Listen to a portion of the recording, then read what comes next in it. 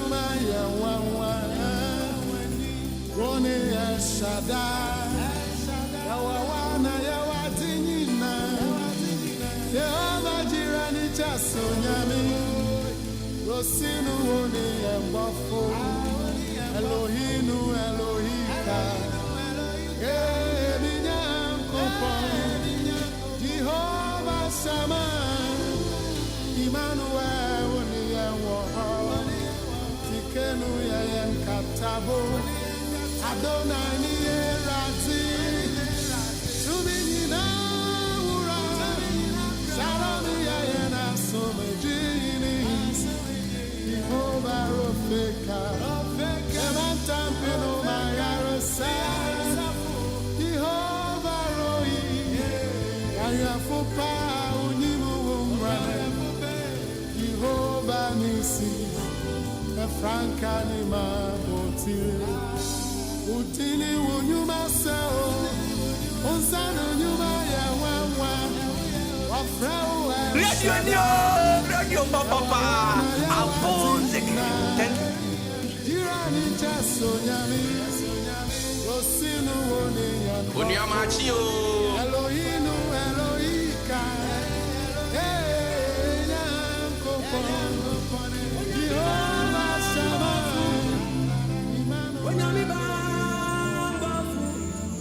Ghana Adisiye Obuoba Ofori Amanfo Emamo Ate Ediba AHENKAN933FM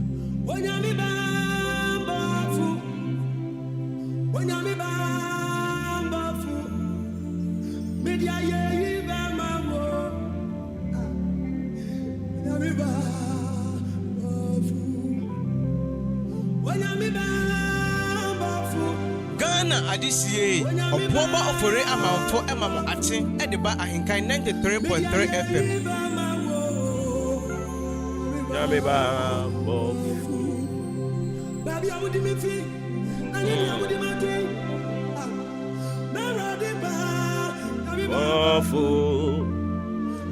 Yedia ye be manu Unyame ba bofu Baby awudi amfini ni awudi yedia Yama ye uremfi say yedia ye be ma Aw Yedia ye be ma Aye be ma wo Unyame ba bofu Unyame ba bofu Unyame ba bofu Yedia ye be mano Oyo nyame ba bofu Me be say wa wote me nkasa be wo me bom na ya to sabu na ya ka tire wura dia so ya kra so to sabu se Unyame ba bofu Yedia ye be mano Unyame ba bofu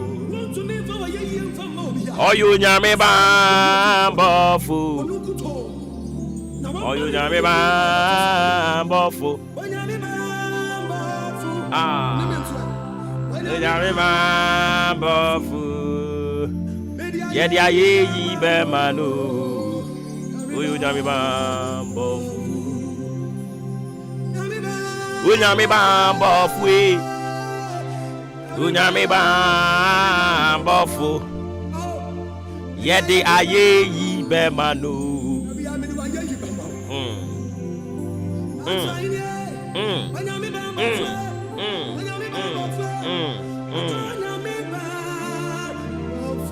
Bambofu Yedia ye be manu Unyame bambofu Hey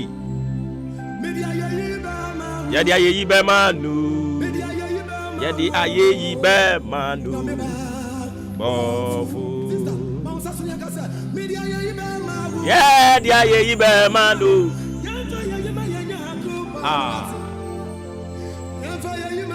Ye manu Unyame ba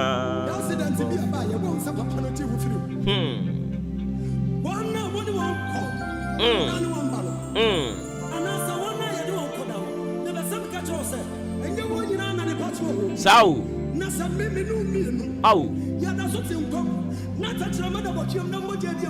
Jesus Au.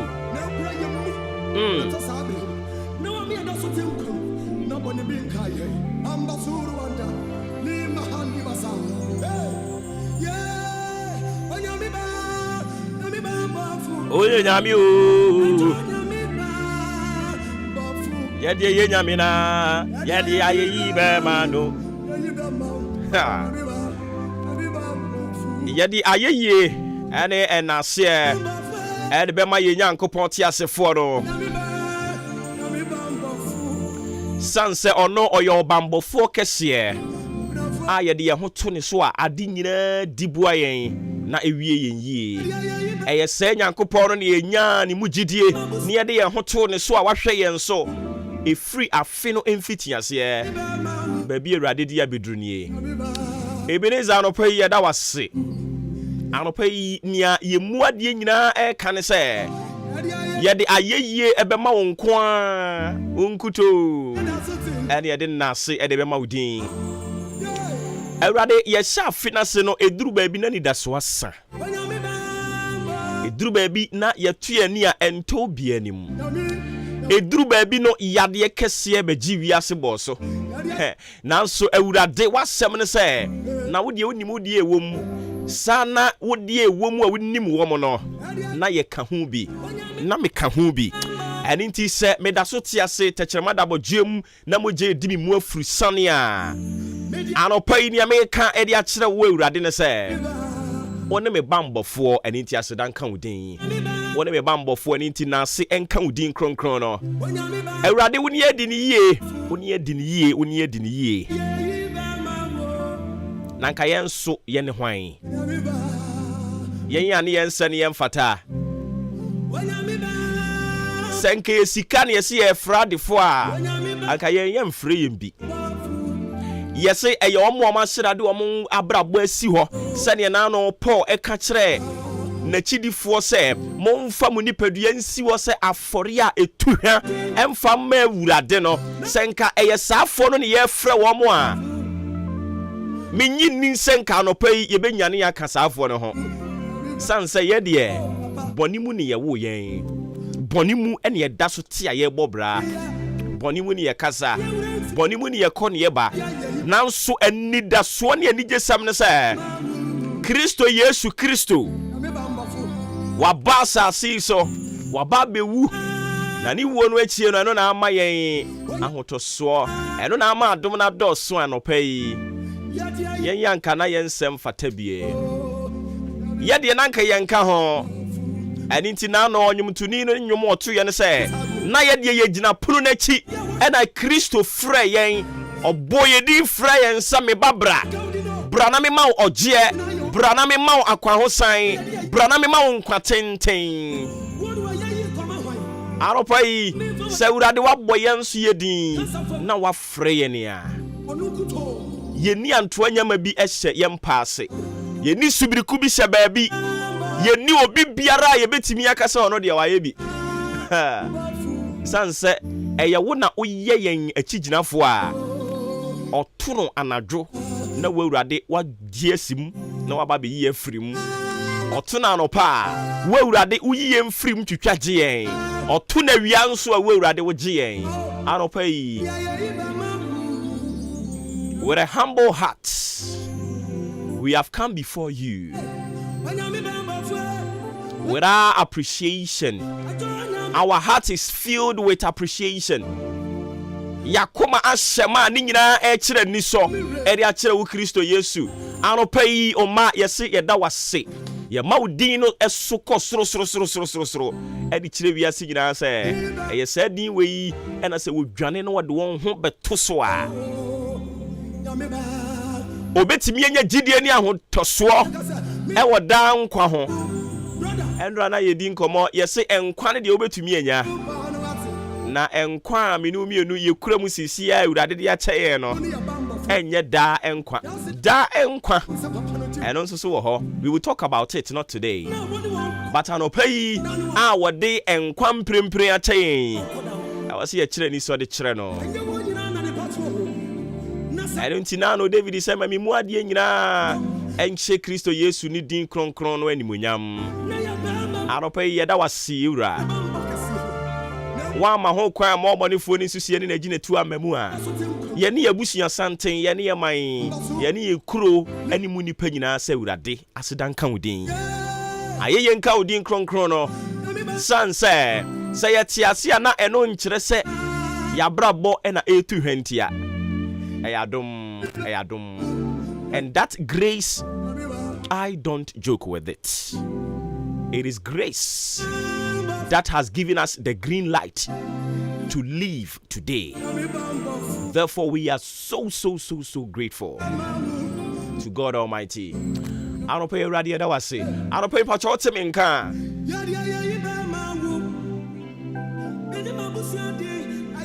On behalf of your family, Fasida Meura de Wate.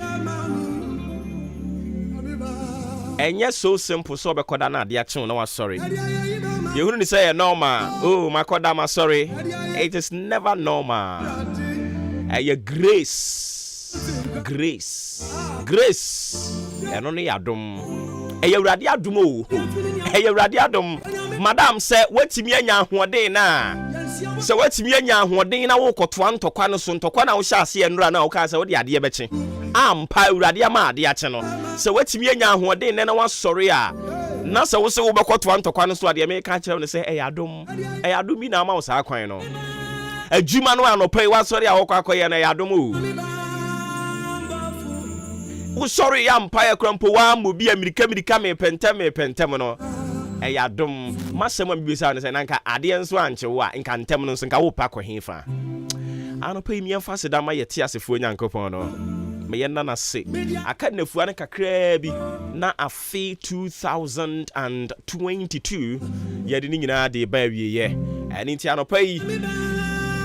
Should any sort Fatcher Christo Yesu, what eh? Dana say, Sansa Wayebi, the Wayebi. Ye de bemani din krono sanso no ne ye bambo fo senkenya wura dia aka ye se ne hwan babia ya bedrui inke ye ne hwan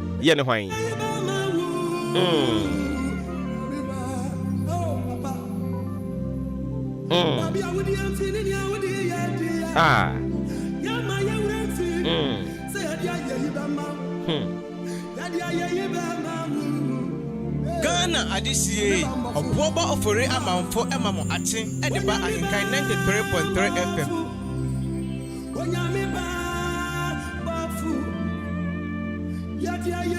Ebacho mami mo akwa banfamra dwumedie ne so Maakye e free sabre kopim se anopa nondu ebebo tiase fama me say eye for God encounter Maakye your most authoritative social political and current affairs talk show in the morning and yes inkunya ye de bremo kan ye ho na ye wodi ma pa bebre e de ma ye wodi ma pa bebre wa wuntia enti kan ye ho na e free sabre kopim sa no pattern ebebo no ye ntumi mfa Ghana nsem Ghana nkomo enkomo ebebo ama man ye timi afa ne ntoma pefra ye nyina nka mbum na ye ni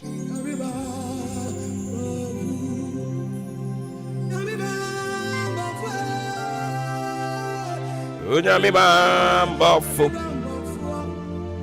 And then November ni to so aduanu bako the 21st day of November 2022 and then joda ye shena watwe foforo ase Erade be kan yen ho kopem brand ha watwe ni be kwawie ye no ye bedi adanse ni bi yenso ye bedi adanse ni bi yenso mepe sa word no yenso the moment a yenso ni bebabu no na to say epese oti ase say wo de na nka wo nka ho bi se wo kenkan bible na ti ase yi a Yesu Kristo de ne de nim senka obaye edema ne kuromfo Israel fo entinka yen de yen ananka ye wo kuronu akiri do ho ano ye de nanka yen ka ho udim din ya ne ye de fra yen Israel fo no ye de ne ye fra yen pagans ewiasefo wo mo de ne wo mo nka adehye abusua ne ho na se awurade adom na yɛn nka yɛnka adehye abusua no ho no anopa yi watwe yɛn aba adehye abusua no ho na tie wɔde yɛ bae no amfa yɛ ama saa kɛkɛ asɛm afi wɔbɛka ne sɛ okenkan the book of Peter afei yɛn nka adehye abusua no ho no ɔtwe yɛn ɔde yɛ ba bɛbata adehye abusua no ho no afei asɛm wɔbɛka kyerɛ ne sɛ we are the choosing generation, a royal priesthood. So I say, I feel also mo na ye shada ye mo ye adishie mo ye adishie. Na ye de enka ho. Na ye de belong to the pagans so. Na ye de enka ye outcast. Na ka ye de ho. Sumina so ade bi o. Na so na hwede Awurade aye. Hwede Awurade aye. Onwie ye mpo. Na hyasie nie na obewie. Awurade ɔwɔ papa ma yɛn ɔde yɛ tu kwan na saa kwantuo na fe no ɔde ahyase ɛno kra na nkrɔfoɔ tafretafre ɔma no yɛ o akwantuo no ahyase na nkrɔfoɔ kasa bebre no enti wo de hwɛ ba bia bɛkɔ wie ɔyɛ Awurade bambɔfoɔ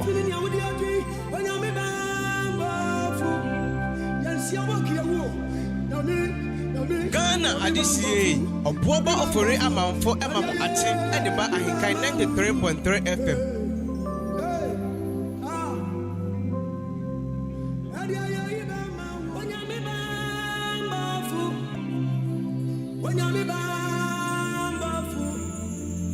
Ghana Adisie Obuoba Ofori Amanfo Emamo Ate Ediba Ahinkai 93.3 FM.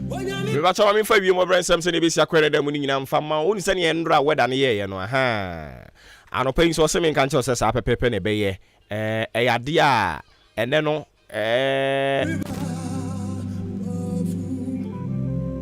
ensuo no be munemu na ensuo no be munemu na afa ye kwen animu no ebe sha se petepete na awia bremu no awia no be bo fafa ebe bo but inhyɛ anye bebre saa na anwumre bremu no ewie mu adwo enti sɛ ne ndra weda ne ye na asɛ wie bɔ asɛ wie mmɔ ne ne na mu no anopa yin so sɛ men kan kyɛw sɛ saa na ebe ye fiti anopa ya ekopim anwumre ene da mu ni nyina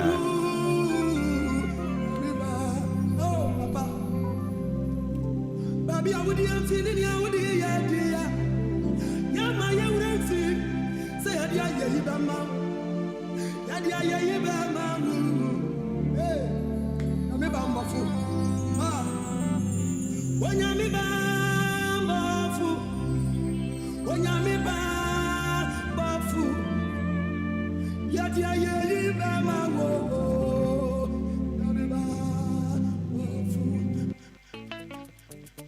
Ghana Adisie Obuoba Ofori Amanfo Emamo Ate Ediba Ahinkai 93.3 FM.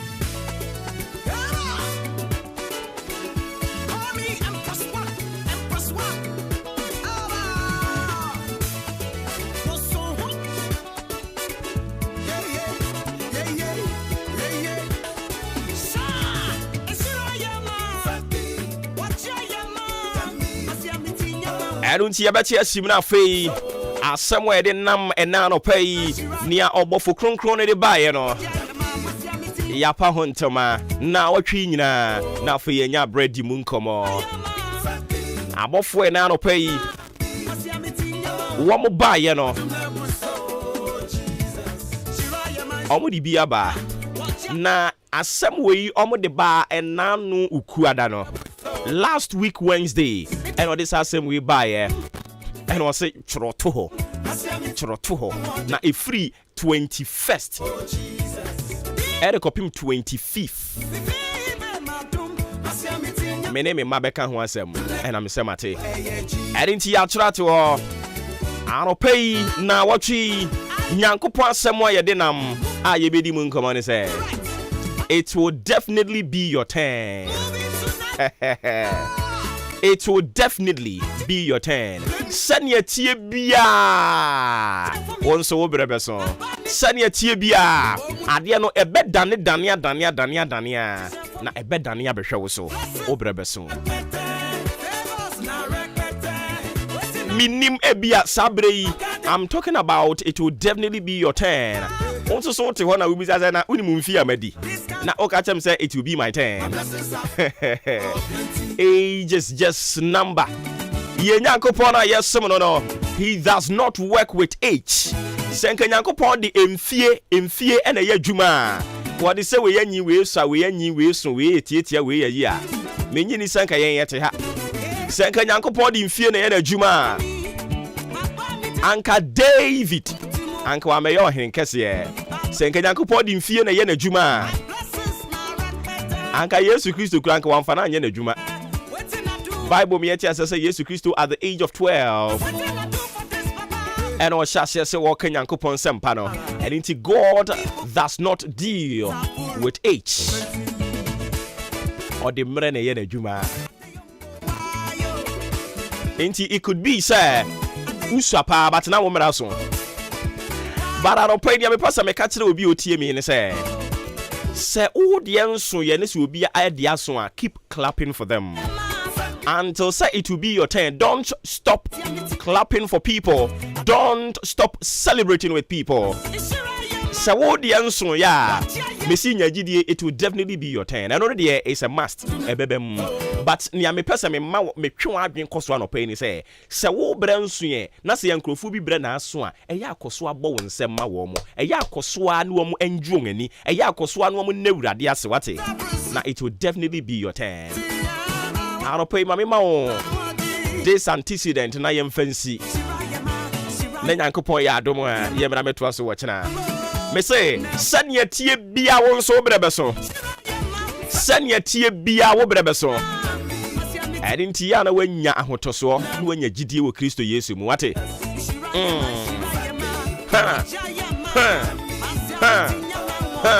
Adom na ebusu Jesus. Enti yanhwe kaa ya na edi traffic mu no. Say when traffic no you call it no yemi yensa. Ya wo red, ya wo yellow, and ya wo green. Na ebia wo de kire. Enti say wo tika mu na say udi traffic mu a. Red no e kire say gina. Yellow no e kire say enche wo kane ebe so am wetu. Green e kire say wo kane asoko.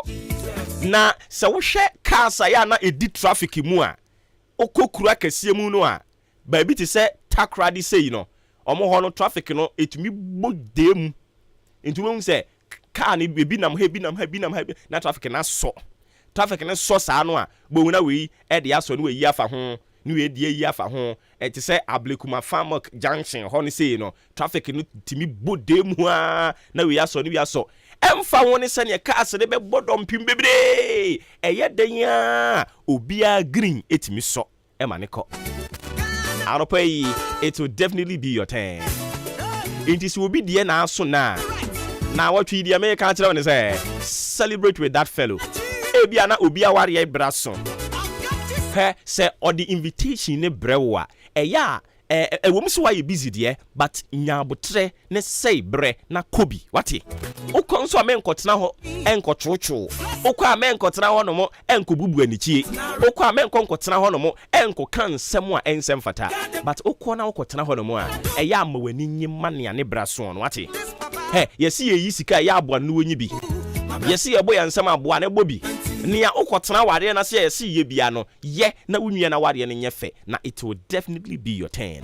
Send ye tie bia won so traffic na wudi mu no o green be so wate o green light be so enti mo wa ba mu send ye tie bia o green light be so and enti the American say won hunu car sa ya na edi traffic mu a unfortunately say unko kuma say won call eye nkran on call takradi nkra kese a wo mo traffic no unko nkoko ha yi a unko kofodua na say unhu traffic ni bia I'm sorry. But I don't pay more who traffic, you know. 117 American. Ain't it achim down for any chance to be who traffic? What? Don't worry, we will who traffic. But I don't pay one more who traffic in it down. 117 American. I'm gonna be no mudding come on. Send your yana car need to be with them, na still. sometimes you to me could do traffic was already at a bang, but a yanka now we more or right or the asso no more. No more extreme left, no more the asso no more. No more the inner lane, no more the asso no more. Yet then baby would be also traffic, a bit so green. I'm a wako. Me who say obisi wa kodi traffic mu no wada kwan nim ne brown so ama nanko me who be da me nti bi da as e bin si sa da de anopay yankopon so ma yen se me kan kire wo se won so o traffic ebeso o traffic light no green light no ebeso it will definitely be your turn.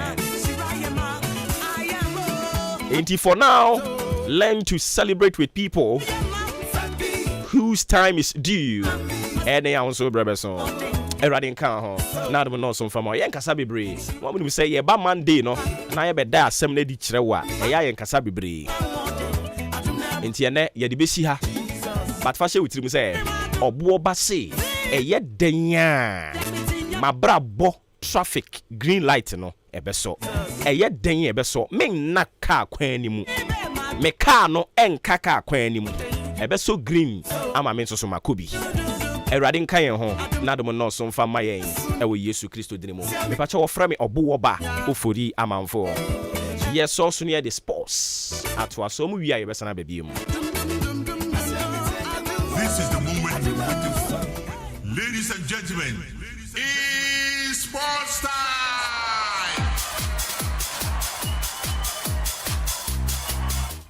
Obogu Chairman, bi aboko there. Chairman, bi aboko. Weekends so yakwaba. Sure. Sa. And a World Cup no so in ya shase. Bronya no susia na ekono. Bronya no kwa na ekono. No so enche. Yeko. Ise ye bono mahu sa start unity ba. Ope no so be fa nkrofo no ho ne nkrofo na ho be paapai. Eba esa go vise nkutofo ne benye sika. Nkutofo. Ise nkuto no kra ne boy den. Ano salu tu sidisala. Eba srajo. Who's the first na obo adwen. Na nka meka. Ago why are they? What na process? Oh, so fu come to go na ori ana pia bu sem say. Obo no ori ana pia bu. Who's the adane I say adwongo. Who's on na wan shen. Sire bo gada o. Me dem man srabi mi na nyam kuza nkanka but o abuza bochi fo ne bana ne de. Za bochi fo nkumi na. What's that? Sister. I said what on sister. Your friend is sister. Meso wa na meneneti. Ese friend kwasi antimo. Meso wa meneneti ninku ano no. Na why so. Boys wa di asra we share na to sampa. Madam you asra. Aso on But Andra me share opening game no. Me dey anya me feel. Anya fa enkasa enya ofe enya fa nkasa unse katafo ni mbo ne bo na ikododo ni mbo but onu ondru that level na yeah work up for say kanti eni ase efufuro mienu na baako we odin chen no oh there be say ya na tell ya world cup idi efumpa that be work up papa the finish na eba o yes na England Finland ebo Iran and Senegal bebo Netherlands and African brother back bebo. Omone Netherlands ne bebo. Anu bi na e wo. Ha no na we say game I say e kwase we say game. We me the proper nin keke na. Because me there. Katafu. Omo so mo park so mo so omo ni bi say boy ko boy there. Isika na abana. Yehu de ye na I say. Omo de kwa mobi. Omo ye work up. But me there nyame fe. E na wo hwe so hu say na nye fe. Kra. Na ball no kra no katafo no mu nimbo. E no we nya no agbo ni bu. We ma no nya agbo ni bu nti no enye fe. I see. Wala nyo e wa kwetia good morning bro. Me giri se bibia boko de sa so e na dancer. Ukrom ni dancer. Koto nkwanta meyo. Nkwanta meyo. Oh you too much. No that you no ho bituma. Me feeling it keke. Obedi ampi won. That you no ho benya di. Oh you no ho benya bi. Sa mpi ni obi abusunya ko bi. Udi umfie nwotwe so a. Na ko ba bi. Ora abo akwasi akọ no obedi mfie nwotwe. To di wi aso. Obi a no ko ne ba bi. Mami nka nkyere omanfo obi o twini ti aba be ni ayi onabo apre no obe se ni sika keke ene fa obe se ni sika omo ma na nhwemu ndi na de me ebetimi kra anya yanko ye de hwan eno so be popular acclamation no nko because ye mfie nwotwe odi wie pe no ano no Adeba udi ATS bo za to ni so. Iso ati ase. Wa bobu o ha ATS no di wi abena adwin so osame ko bi mu. They say they do one and they say senior presidential advisor ati ase yi. Untimi ni muru ATS. So di ATS ala bia fa. No bi so be di. Ana. So di ATS mi na wa tena se no bi so be di. Ana sanity e. Enti anabo ayiko ATS on. Memo bia enkonko ko say sika bia. Aya say. Sisi ade okwa. Sisi sika ni system ni. Ntu kwa ho ha ho. Discover ko ni sika de bie kura bankrofo be. Obia me ka ni pin a kire o ma no pay. Obi obetwi ni ti se ono abo akwasi akwa ebe pre primaries eni sika no obese no ono abo akwasi akwa be wini hands down. Wow. O wini hands down From gra. no what di ni 8 years o wie 8 years no a na afi edi obi foforo aba etia so obi ba no so okay obema delegate bia e dan ba ko a still no wini won ono kwa de e be kire na papa ne tantan so no kwa grand wi anya na dan na se da bio e bia ko fi se wuto abani bia na ma o dan ba ko na me say omo mo say o ma lo gwangwa dumi anya I me say sa oni pa e be kire na papa ne tantan so ama no abi se nkwase abo se sa wa me si dan ba gota de grand wi anya gota ye de sabenta he na e gota akanta me dan enti enu aro no ono abo akwasi akwa me ma endorse no wow memo bia metete no wow se de wasan ase obi ama na nya me nka so me bi obi ama o se bia wo wanya sika na wo hye de hunu ne ode ode ya fa ko bi store so ya ze se edwanu kwa ye peskasi edwanu kwa ni sie ubetumi aba beton ho because ono abo akwasi akwa wo wie 8 years na ono ankasa kra ne yedi nkomo so wie 8 years na onko bi wow okay enti ene obi ba na so beton ho keke na party na hunu se bia wo hye ho so ati after 8 years no ba sa we di show trim se wo betu akwasi and I so okosisi da me fa ni amike obi bufu afu no obi ye no me fa no ho be chale mo komra okay I'm for sabre ye kwani de nsam ne kakra ba na fe the best morning show host Obuoba toaso akusita ma nondu bebo nondu ba na kra wasole ye mfa sida no fema Jubilee Hospital omaso ya sense ye mfa nsam ne mara makache say Jubilee Hospital the ban hospital ho efe hospital ho ye neat hospital doctors ne nurse for no ejom na so a omu bu adwuma de a untimi nyi wo mu mfiri mu uba Eastern region ha me kanfo Jubilee Hospital ene dia mam na Jubilee say brai ye obabi e mada ye obabi apemfo da ye obabi ankwala da baby abeko bia so your private ward shim oba na untimi ni padodo ne nda ye betima ma won kwa dan na won so watimi adem na fe doctors ne nurse for no show ye obabi ye trust can e bia mfa se yale bi tetel na ye opemfo na wonyem na peso ko trust can na hu yale kon ana hu akwala kon a okwa ye betima atwa dia ma ye wo chese theater ho a ye operation e ho no doctor for ne nurse for no expert light no entin koda ejina so 24/7 ye won so a problem bia enso entimi se ye wo kanti wo ho dwane bia wo pedi bia no wo betimi anya bia di afi diabetes for no hypertension for no momrai ye wo special doctors amoba ye betreat mo enso we nom enso we men nom aduane we di aduane me wendi na so vre mo Jubilee Hospital dia ye ho no na je se ye expert ankasa afi eye clinic for no ye obi wo ho mo amani ye mo ya no anase mo amo spectacle anase bia wani no pese ye de surgery di ma dia oba ye wo eye clinic ho ye betima hwe edi machines afefa so ezese ye operation ebe ye ezese mo spectacle ebe ye ezese mo wadro di guso a vre mo Jubilee Hospital ye betimi ayamamo akimodan yenko amantra unya do amantra pe ofle Jubilee Hospital ye beje so 0244575799 0244575799 Jubilee Hospital your promotion e fiti na kosi December ending okọ na ye show na osika no kra so a yetimi che osika ne kakra impo kra so ni skakra ye betimi show emri pe no aba betua anna chamina wata same convention dano penu se dane dame trasia me kan wasem de chese upensupa anom se de be ya begina na so abrane na bia koye ede ama de unnatural menua wata na me kan fo de ama ene edwada no pay bia na nkwala no eko school pe bishop bagim no mombo bia na bia koye enso emfama mo kana sensuyi eye bottle water ene nti bia de be ko bia ese hutwa betum de akọ na bia enso akọ fine ede ama wo potassium calcium magnesium na no nsuyi bia ebi benya ba odiem na fa honde no ene ama koye papa enso de ama uye engagement uye ye o to badi o do birthday eye unnatural menua water bronya ni bo awo ne ba ho nso de otukwan na oba ese o manu tupanom nya sa ne yem bewie ti wo manu so wo panom a enkoma ne yem nkonko wie dia na ese unnatural menua water na mekamfo ede ama ende anopai fd ajatum eni ti boni bia enso endi achi da oni chemu e wa chimoda eye Ghana Commercial Bank no yene na ene se edi nhwani mu a omoka park na pagye oni a be usa brunsan foforo bi e won sabo nkum no so uremu a obehunu unnatural me no water no makodidwa na bia nso akoye e de ama oni mpanifo ni komo na fedo sopo no kwene kotu bi koton 0249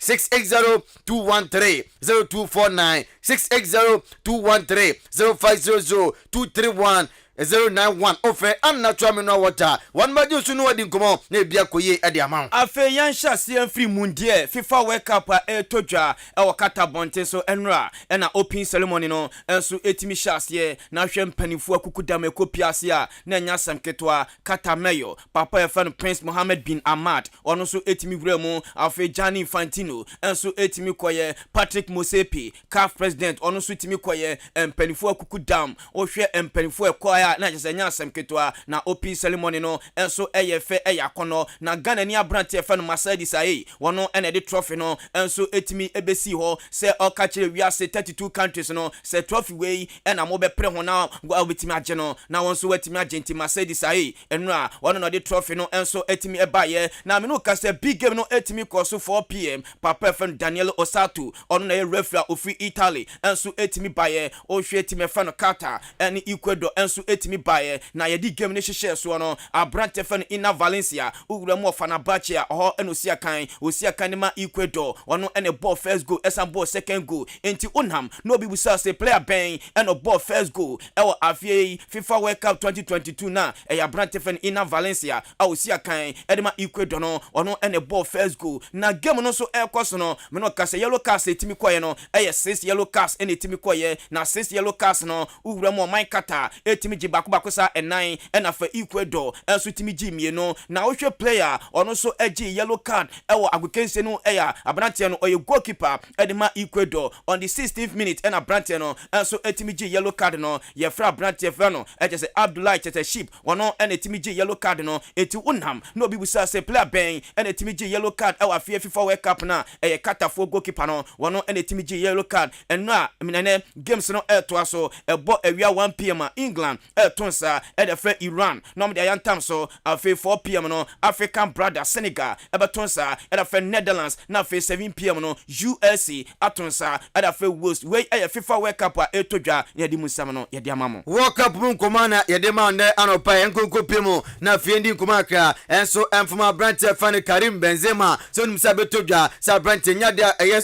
France for almost squad omodo kono betumi awremu ni na sa brante no akwa kopra ne we akwaya ro sama chese 1978 edeba pemene no Ballon d'Or no ya de player waje no ye hwe no World Cup ma chese ye hu na ono ene abrante fan Karim Benzema ono ana se this year oje Ballon d'Or no enso edisi ni na so no nim se de oje ye ene de otoso mienu ni na World Cup na se nya de ye hu omo abrante fan Karim Benzema wonkobi Sadio Mane na toso mienu wono so onkobi a chese akwara ro sem ye papa a edimu enkobo no ede ejao ye guso ewo FIFA World Cup na papa ono na chief referee edema FIFA papa efe no Mr. Colina okay referee oye Italian ni na papa no nenra ogira simpie so edi tudwa se referees a ombe di FIFA World Cup no obi aye ready na mom omo catch players no so obi anya discipline yenti esema enra papa efe no referee Colina edi tudwa The World Cup is the most important tournament on earth in every sport, and here are represented the best player of the world.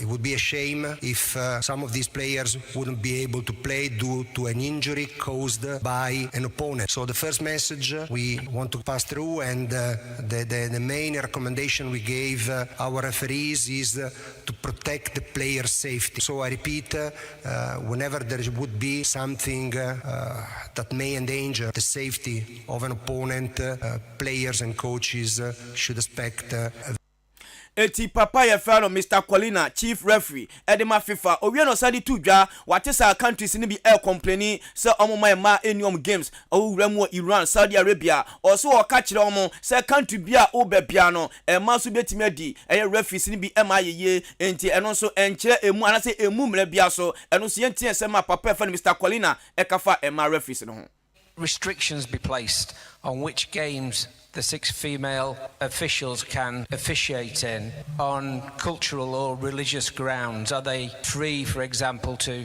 be in charge of a game featuring Saudi Arabia or Iran or Qatar?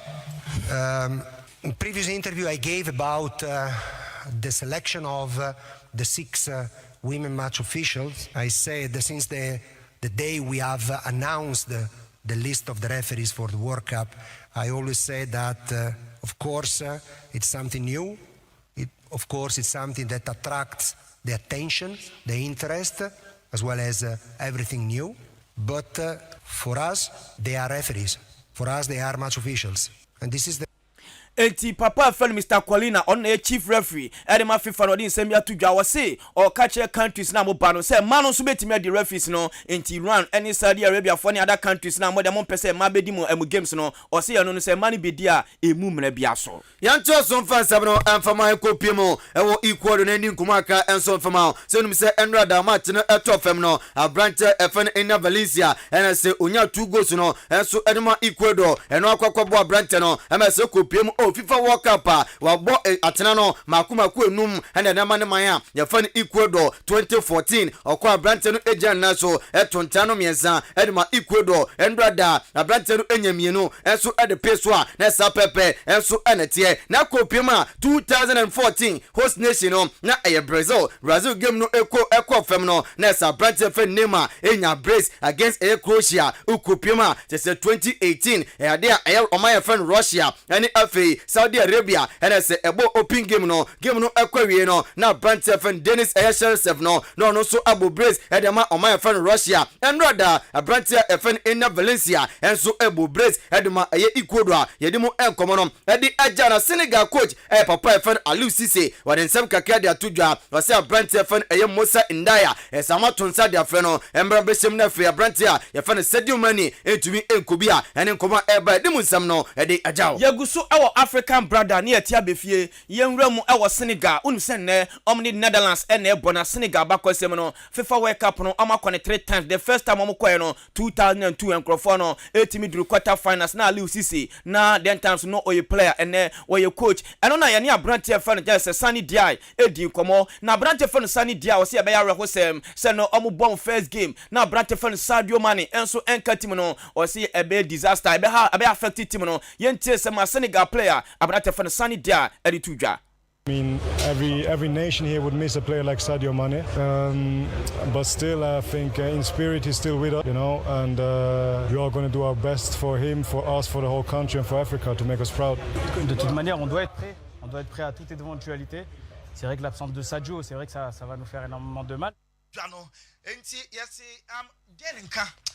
Eti abrantia ye fan se Sani Diai ni nkomo na odijai no o se o katu jase ya rehosem sa abrantia ne be mix no first game na ka Senegal ebo na kom captain Sadio Mane ejen ententeno ho na ka o the passes ni ba na feketa badi mo e the boss no e to atrem nemo abrantia no enka squad no ombetima yo mafam die so no betimi support abrantia na ka e bia FIFA World Cup no kwa Senegal kra nukra no e bia betimi du semi finals e da abrantia na nyonyam je ba fie na ba fie de accident semen confirm Remen Babre Salon na no super so you tira sesi otino wa kono kopie mu o wana katina fei amombo na bia enkoye enfema bia na oye sizakat anasa wo yoba wa ya pem upese otwa pem ka twa se kama na ho ye feye ewa boy eto aso ntere mbronye ba ese sesi ho se de be ya usi kroma enkofo beto nwom enso ede afro de Remen Babre Salon ana me kanfo de ma ene anope kopie mu na femu sesi otino enso enfema oye polisi ni chichani kwani anasa ensem tuoni obibia okombe bo na fe bia so akoye ede ama bia na wuni ahonden a wo de be nantia koremena wo de ahomatu from amagasa ebetutu anamo na be piefie abesiesi otiro kama enso ede ama atemda Roman Junction amo be Mr. Sintips ni fie ni yie pa uremu a obehu omo na fe akodi dwumadie na bia nso akoye ede ama atem adan aboabo eno so Bompire Junction aboabo ni mpatem munkopie mu na musiesi mutino na de ede wo mkura no ense remense omuhia baba bronye ba eni ti wo ye baba na oje hudi se wo ye professional baba na so akopie mu oba ede obekọ na fe onso anya dwuma ye na bia koye ede ama wona remen ndi nkomo 0552716777 0552716777 ofroma one majo so ene wadi nkomo na bia koye ede ama ye sha se free Kumasi Asante Kotoko unu se bet power Ghana Premier League no empenifo so etimi abreaki kosisi abebo FIFA World Cup ni mewianse na ebetimi ato aso na me no kasre coach papa fen Zedu Zabu after se Kotoko wura mu Tamale kodi nkugo e ka mienu mu timu baako no me no kasa timu no bedru Kumase pe na papa na timu breaking mranten se monkwai na monkwaje mahome be na watwe mienu after na watwe mienu na chi no momra ne san prepare ho after say wake up new year pe na fe Kumase Asante Kotoko a fight se bet power Ghana Premier League no on betimi age ura mo haso folk a papa e no Mr Matic e coach e ma haso folk wono so se ne obe break haso folk players no wo mo so on be man na watwe mienu players ne na watwe mienu wo mo kwankwaje o mahome na watwe mienu no so pe haso folk team no san be ba o ma be prepare ho e da twa bet power Ghana Premier League no we ensema e free Kotoko ne haso folk oba ye de mu nsem no ye de amamu na nro matches no to fam se na wie no ekoko wie be chen na tera fie e she kan miensa instratramanfo amantumi antimu adabraka brekum Chelsea e she kan ba ku Great Olympics antumi antibiphobia e tera fie e shemienu ama Dream FC enso e shemienu Kim Faisal after so mati kotogufo egu omo omode mo no akosuriye papa enro mo tera fie Babanyara Sports Stadium no amoti Akayos e bomokan mienu a Lions atimu bako Lagos Cities e tera fie ama Bibiani Gold Stars e koboma kan bako amantumi ante media ma e chemato eche eye achemodan kotokuru for egoma kan bako a amantumi enso ante Samates eshe bako Karela entumi ante Tamale City eshe mienu ama Diana Stars ete kan bako RTU eshe mienu eye Kumase Asante Kotoko enso eshe kan bako Asat now table no say NSA AC ete ediana dikan ekuta 16 points accounts etosumienu ekuta 15 points Kumase Asante Kotoko etosumiensa omukuta 14 points Great Olympics etosu 9 ekuta 14 points House of Folk abatosu enum ekuta 13 points 16 position Dreams FC ekuta 8 points Tamale City etosu 17 ekuta 6 points Achimdan Kotokuras en etwatwa tese omoso ekuta 4 points yeguso our bet power Ghana Premier League na me no kasa mpanifo say games no yem break kakra ko sisi abebo FIFA World Cup no mewie no ansa na etimi ato aso ndi say bet power Ghana Premier League no tintontan yen so ya twentwe so kakra yen kwa no game etodwa e wo the Nation Wembley Accra Sports Stadium ya di game ni bewe pe House of Folk any Dreams FC equity obi a hyenyonko e ka mienu no any Dreams coach papa fa no for Dortmund edi nkomo enam say wolf day enro amoni House of Folk game no unhu ni say as a coach enti say ma Dreams FC coach wo for Dortmund edi tudwa Dreams FC were in absolute control, especially the first half. We manage the ball when we are in possession, and we also manage it very well when we are not in possession of the ball. So we realize that we allow House of Folk to have the ball in their areas, in their third. But any time they negotiate through the middle third and the top third, we close them down, we press. We won a lot of transitional ball, and that's why we hit them on the break. We got some pocket of chance. Then we end the first half as the best in 1-0 up. We came from the break and we made some few tactical adjustments because some of the players were very tight because of the way we decided to play. And against the round of play, we scored from another set in that young chap, William. I mean, it was an amazing goal, very instinctive goal. Then we were in absolute control again. Has had their moment in the last 15 minutes, and that key moment was when Emmanuel J was given the red card. And we have to play by 10 men against 11. So has had momentum, they push, and they were rewarded with a deflecting goal, so to speak. Then their momentum. Eti papa fa no for Dortmund ono na ye Dreams FC coach ni koma odija no House of Folk coach so kasaye na kopio na sa papa fa Matic eden sam kakare tuja after the game no na nsam of the tuja osi goals mienu e show ni na cheap goals a just House of Folk for players no na say amomode mo no na say enshada enso ni ya ye kotie ensam papa fa Slavko Matic ede atu yanim Crazy kids. The way we play, when you see results, one moment 0-2, you just don't believe. Very cheap, 2 goals. Very cheap. We cannot give opportunity to opponents like this. 2 half chances, they scored 2 goals without chance. But team spirit again was good. I said before game, I will give opportunity to all players. Young players today play. And now we see, we miss experience. Last 50 minutes, we must use 11 against 10 more. But on the end, I can say that I must be satisfied. When we scored last second goal in last 5 minutes, I must be satisfied. But we want more. Yes, now I'm facing was also twaso. You be say Adena winning team the ati yes enche winning team. Na so ndra ko team phobia for the boy na so asem kra and odin sem kakra edituja.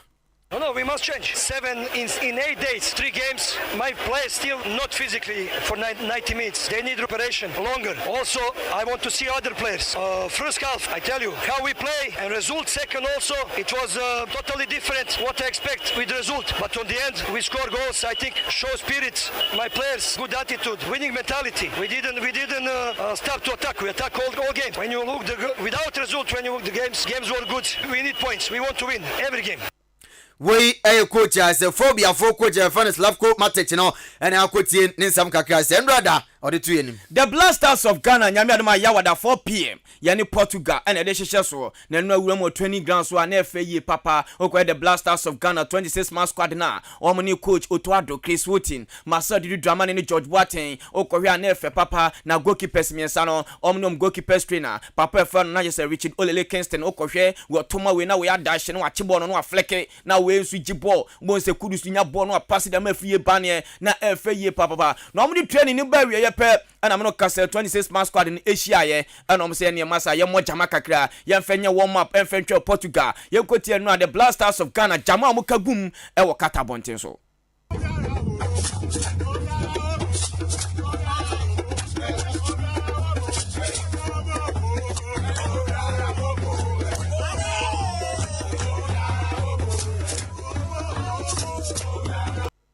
Eti the Blasters of Ghana no jama ewuramu e 20 grounds na yeso kohwe emlante no Thomas Stepate ne elidie afo bonwum na no agem kakra de makudu so amba na fedane kofi kire buroni a obo jama mi se no na mehu bi kofi yana so korembre no anya sudi ase Brenton kosu kasa kakra no se Ghana and 23 no and down no say head coach no so e dey ampedifo e dey no ewurem kata so nkonkosi ade na afem bo am na obo adwuma enro no so koye no ne experience kakra wanya e Blasters so say no odi ajai.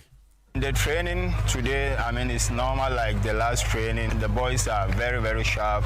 And yeah, as you know, we are here to observe and learn something. And I think this is exactly what we are doing now. I mean, looking at the first match against Portugal, I think the boys are ready. When you see the chemistry between the training, the coaches and the players, I think everything is nice. So we hope that everyone will stay fit and then go into World Cup against Portugal. Definitely, I'm sure we are going to have a very good side. Yes, we are playing some of Bodu and so the Kakao at the episode. The team spirit is really, really amazing because since we arrived, we could see that the management and then the president and all the playing body and the technical team are moving together. They are sharing things together. We, the elite coaches, we are here to learn so that when we go back, we can impart what we taught here to our players over there. So I'm really, really happy about the team spirit. Even in the training grounds, you could see that all the players are moving together. They correct the mistakes and then they are sharing the ideas together. So I'll give thanks to the Ghana. All I'll say that we need their support to support the team so that we can go far. All right, it is a pepena say some of Bodu and so Edija Edimusam no Adama Disia Konantia and Sakana say Atum da MP honorable Kwasia Kwanel co inspection ewo ye anato and I say inspection or what Okoto ewo Atum da Sports Stadium na oko akohwede ekoso ewo hono no se de be ya enima bi esbe fie kire den abada tinti di sia se ne yakọ na oko yes inti yakọ na nyame aduma awia 12:30 ya di England ene chese Iran game ne beba so na ohwe sponsors om de yakọ na KJC ya de yakọ FSPG Ventures e de yakọ Save the World Herbal Clinic e de yakọ AHENKAN933FM Sata Group e de yakọ ya Upon Express Ventures e de yakọ Regent e de yakọ afugura na Senkansan Phones e de yakọ ene Kumfi for roofing sheet eso ye de yakọ sponsors ne brabeka ho 0550 443569 0550 443569 ofre na bia onso wani ma bi na pese bo hu dawuro de ma e commentary ni so a na onso watimi abeka ho nyame aduma awia 12:30 shan nyemfa eye commentary mo de no emfa masable jemu e de ba the best morning show host Obuoba na afia akora timi akomande akosita ma nondu bebo nondu ba akora be sore no akope bibia di yenhia bia mu de yakopon kan bye bye.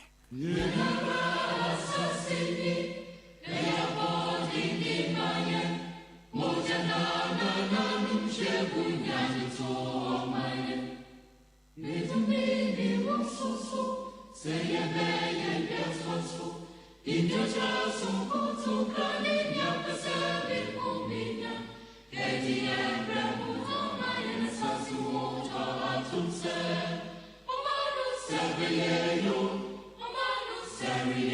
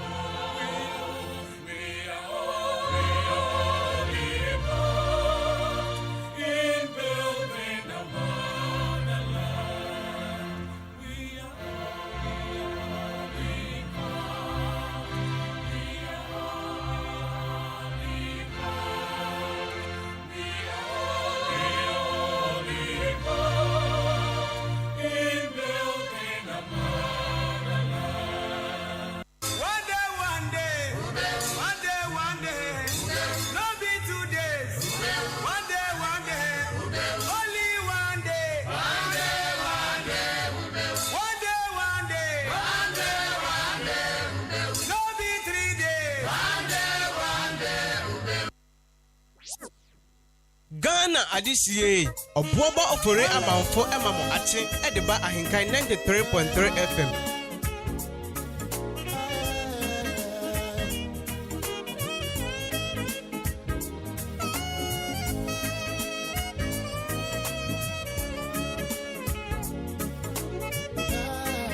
Ghana Adisie, Obuoba Ofori Amanfo Emamo Ate, Ediba Ahenkan 93.3 FM.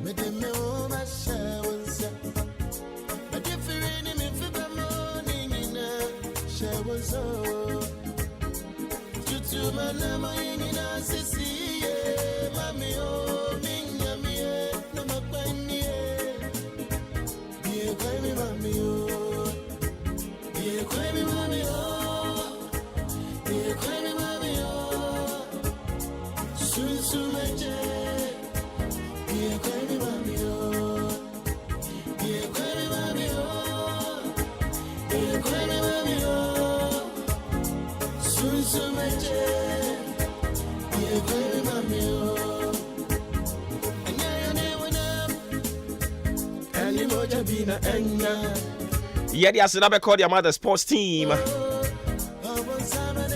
Inti Oti Kofi Ejri AJ Sanson Oti or Brimpo Puku Arotu Omunyanka. Yeah, dong I say one more producer no pay a Mauli. Yeah, Twaso Eddie Amon.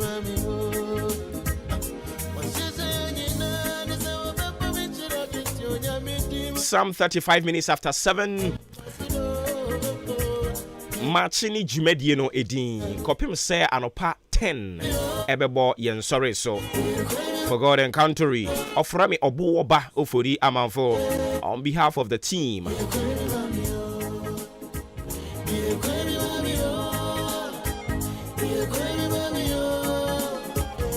Sumsumeje.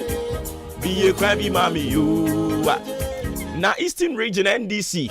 Woma ko to ma ba na wie surprises be bring na bam anopai ye de ni nyina de be ma afei de bon krata mo boso nsem ahodo a etwagu wo mu no eno nso ye de ni nyina de be ma share so fama me any other conversations are top notch ni nyina wo bete wodim say parliamentary no cry ad hoc committee rather parliament ni ad hoc committee our tea and revelations upon revelations na ekoso honomo sika bia na wo se ye de ma GNPC na wo senka wo GNPC account mu yesi da bi ye de akwakoto offshore account bi emu enchirichiri mu akoso na so still la ni bi mu so mo nto mo ho ase ni nyina no pa yesi nkonya ye de bro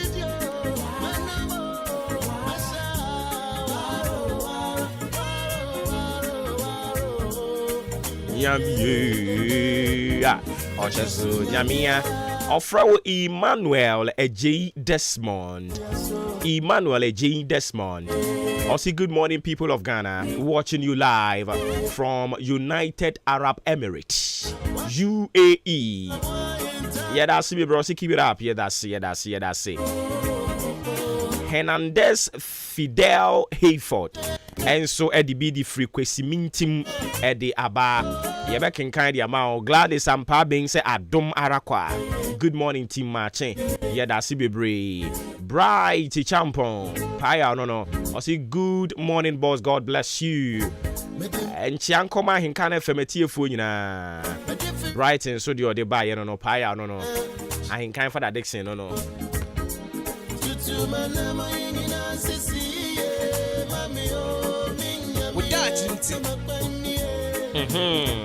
Be a crabby mommy, you. I don't pay my main fancy as on confirm Christ Apostolic Church International Family Worship Center. My main fancy as on confirm members in you to know. And I feel last week in na a Jumedi Kessia this year, and as we ran ye.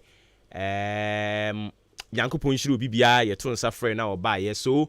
From Elder Set Jima or a mantra assembly Nyankopon unshira wo papa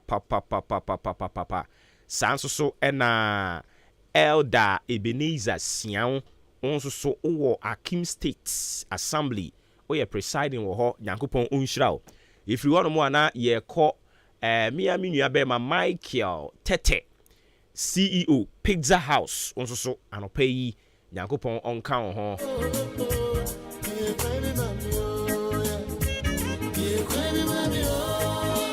Emmanuel Ohene Brimpong Enra ono so de nanimu nya beta adwumadi no achi oye communications director de ma NPP Achimodan constituency ono krono asan ye area secretary Christ Apostolic Church Youth Nyankopon kan ho the position ni bebre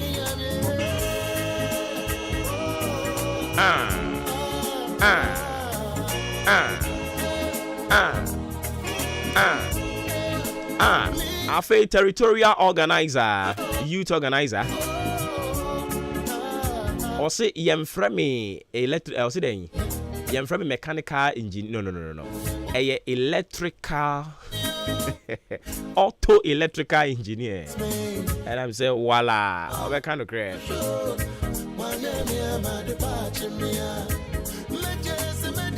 Elder in charge of finance, a mantra. And oppose him good morning.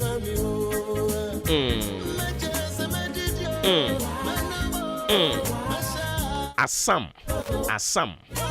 Edda Assam. Who you too much? Okay, I wish ya de woda chinti to aso di ama obra kwentu efutuo ni adesua. Also for Simon Kwekutei. What also for Penny our family worship center no pay me my good morning. Elders say wo ho nyina and our new executives they my youth you know or my here and pay me my good morning. Patron and so Amunti and pay my good morning. With that Abusia woda chinti na no pay de na ma obra kwentu afutuo ni adesua ewom eye ti ene de no eye simple e wo brofo kasa mu no ne aye kan say when you change your thoughts remember also to change your world. When you change your thoughts remember to also change your world. Say odi she wutirim say opese o turn a new lever. The moment I would be she wutirim say me pese me ye nie no. Oh, manya adwen sachra into dem amemfa obi a sebi onom nsa. Emfa nye emfa to ho mfa ma wo. Ebia wankasa watena se ehunu se da bi ensa no esei wo. Wankasa wahunu se ensa no emwa nipadua no. Wankasa wahunu se ensa no se kan wano a eniema oye no eya na wankasa wani ba ho so ana wo fere nti waka kire ho se mepese mi jai ensa no ne nom eya de papa the moment a wotena se a wodwen ho se mepese mi jai ensa nom no ye wonam fufuo bi wono mo asa wokoso afa wo mo a so mo da so a eka wo ho ye wo ba bi wono mo a wukodi agoro asa wo da so kodi agoro wo ho a my friend ewo musa wanya adwen satra so pesa uja insan no mo de but oboa as far as you continue to keep those people around you no omon kan Joseph ansan no but okase yenkoja mo bebia no mo nsan den no uduru ho no mo ebedo kon obenum bi intano pay nya ye ka che on se ba utirimu se waya ade bi ache na sa ade na waya na enya de a wo enya so mfaso eni tu person wo sesa efiri ho a unya dwen ho sa me pesa me sesa de free sa de we ho no e wo say ade bi e boa wo e ma wutumi edi sa abone no ade bi e boa ma wutumi ye sa de no usan etwe wo ho e di free sa de ni nyina ho nti e ba sa e na fufu bi ho no ma wo se ugya wo mofa e ba sa enkomo bi wo ho en wo se wudi e ba sa anamuntu bi wo ho no mo en wo se wutu eba saa enipa nyina wa ade bi ho kwan be ye wo e wo sa wo ti ase se unni ho kwan nti when you change your thoughts remember to also change your world fashe utiribu saa say when you change your thoughts oya wadwen se me sesa eniema bi e wo mabra bomu a ade bi a ediu e ma etumi ye saa ade no na watwen ho de free ho obi so aye so addicted to social media. Into social media no e de na call say yemu. Social media no de na call a whole lot of troubles emu. Enti say why radwene say social media no kra no o free ho.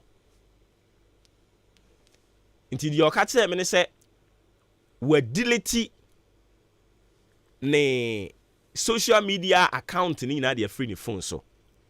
We delete Facebook a free ni phone so. We delete Instagram, we delete all other apps na to or no eye man no as I agena adwenya on to me pay attention to certain things, you know. We delete this account in every phone. So na me ka say ube to me delete sa enyo in na free phone so. But as far as I would also use smartphone there, one day you'll be tempted to go and re-download it. Internet says social media now feel say why you too addicted and you don't like it. I don't know any smartphone and use now use yam. Because as far as you are using the smartphone, oh, you'll be tempted to go back and download it. And he say, "Upese ochon hu di free social media na why you addicted na." Sa phone no e ma wo kwan ma wo social media ne so no. Twon hu free ho. E ba to so what scenario na say. Aha. Inti se ba utimu se mpese me gya adwamambo a ye wonamfo bi wo no mo a e wo so twom so because ye wadamfo bi na wo frɛ na wo ni di nkoma on kan asempapa bia o de wan kasa wo pick wo phone no a ye wo contact bi wo so a da wo pese wo sere no e na wo frɛ wo mo because wo dwuma wo di ano no da wo pese wo di bone na wo frɛ wo mo because dwuma wo di ano no o chale ele de aba me kon pa o obeboa osisi ya. Into the moment you have a thought that you want to change your mind, remember to also change your world. Na beboa wo. Erade nkan ho na na dom no so mfa ma wo. Wo da chinti fa ade yi ebobra na emwa ye nyina.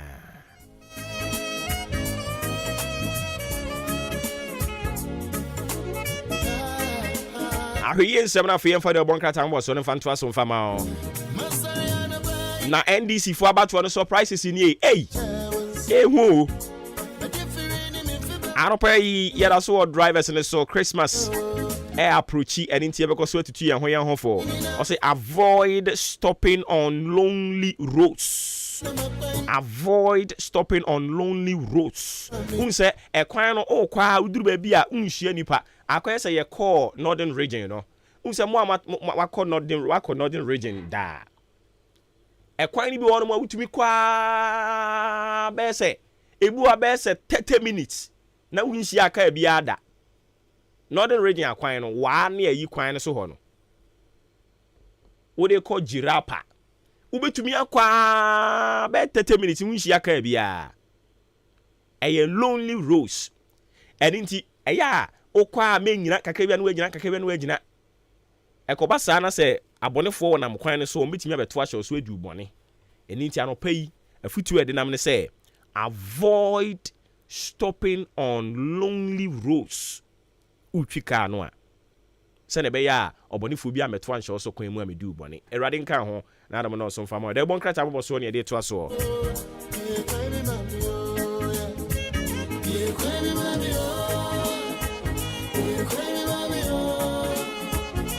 Sunsumeje, you crabby mammy, you.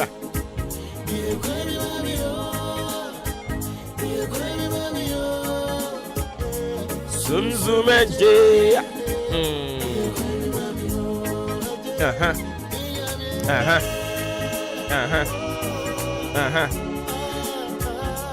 Enti former MP, Ora Esibe Yaboa, Ordinano Ato Finance Minister, any NPP MP, so much as someone tiasia, and my own making kind budget 2023, no, or sit Miss Remo Munyai Ken, now making kind budget 2023, no, or present TV.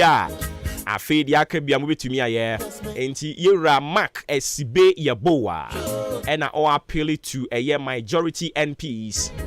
So I'm yes, I didn't famano.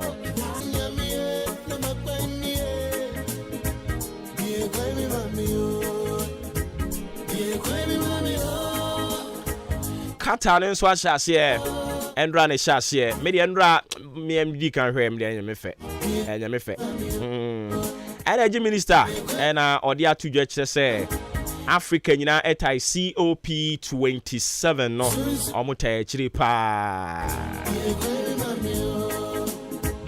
ene sibe yebo a ne namba bia na wotwe wie ne sawre hosam esi ye ne se owura kwasi botwe die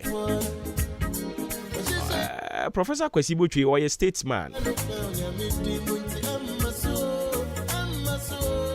because Wababe finance minister only the longest serving finance minister can finance minister or tena kudwana so che ya ono or tena so che papa na mekai Yura Kwesi Botwe abreso time na JJ Rawlings omo no te say ne yom be kan budget ya ye be hu deda ya me no ka say ye nyina ni mse nyame yadom a 24 fu say 23rd ye ko ready budget no hwe Kwesi Botwe breso na ntisa o Rawlings mo abreso no o betia ye se ya ko ready budget no po be dia tum onyi ntum atena hwai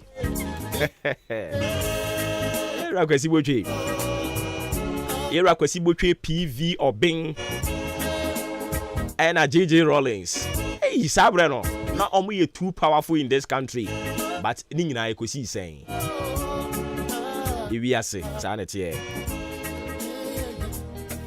if I try go for the bank time boss on mfama o empany for mama chi anopai na bibia boko de nyame adum na so nyame adum opani ono film da ben Saturday no won Saturday oh okay let's say bibia bitwemu akọ ampa o because JJ Rawlings are buying breso nun say aban bia no and as a president bia no ne time mu no eya ye wo nkrofo mienu miensa bia omo ye very powerful enti JJ Rawlings abreso no Yura Kwesi Botwe say no so ye powerful ono ni PV Obeng enu achi nso oba omampani kufo so na eye eyi kwadwo piani ana yes no so you very powerful very powerful asimo onso na sen so ayemre wa emre ena atamos abreso nso eno de so onimu no Samuel Koku Anyido ho si chofa na ono so ye powerful has must roll eno achi Yera John Dramani Mahama abreso ono so na Standogbe na ono so ye powerful asemo eno mampani Kufu Ado abreso so hwan ya prime minister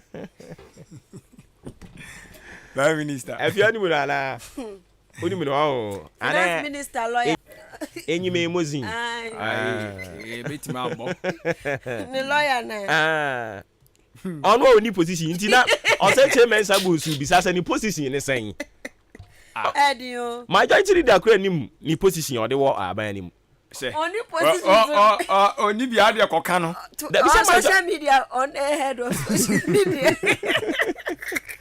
say majority leader bisa no say ono gabi no jina ni party ono ni position na osunsun mo ni position is ani wo fa na edi ade na wo fa timi abe president da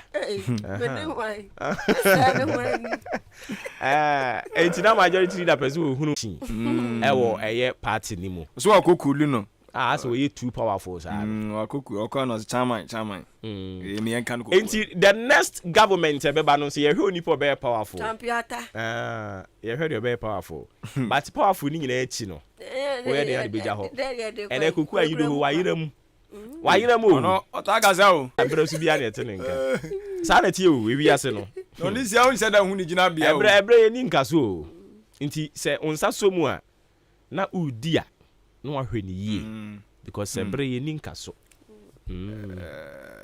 fru nsa asobaya hye ebere ni nkaso ya no mfo ete so sisie ya omo se ye nka omo asemi eden ya omo brebeso omo ba asagro beka se 8 years ne nso da nyankopon ya do ma yesi aka nda ne kakra bi ne de afiwe kwa wiye o na next year ko ni nyina ya bato afi because self primary si ne be sha ase ɛno na ɛbɔgya yɛ digya yɛ na 2023 ko nyina ni nyina yɛ campaign kwa because ɔmo bɛyɛ yɛ primaries ne nsɛm bebree flag bearer bɛbam nkurɔfoɔ bɛdi nkurɔfoɔ atɛm ɛne ne ɛkeka ho aba ayi MPMP foɔ yi ɔmo so bɛ ɔmo deɛ but MPMP foɔ yi deɛ media no pɛ yi ma endorse honorable Kwasi Akwa say or call for another 4 years owie pɛ me amekɔ akɔka kyerɛ ɔno akraka wie a ɛbɛsa kae no sɛ mfie nwɔtwe akyi yɛsrɛwo yɛnsan kɔ back to community yɛnkɔ manage community hospitals no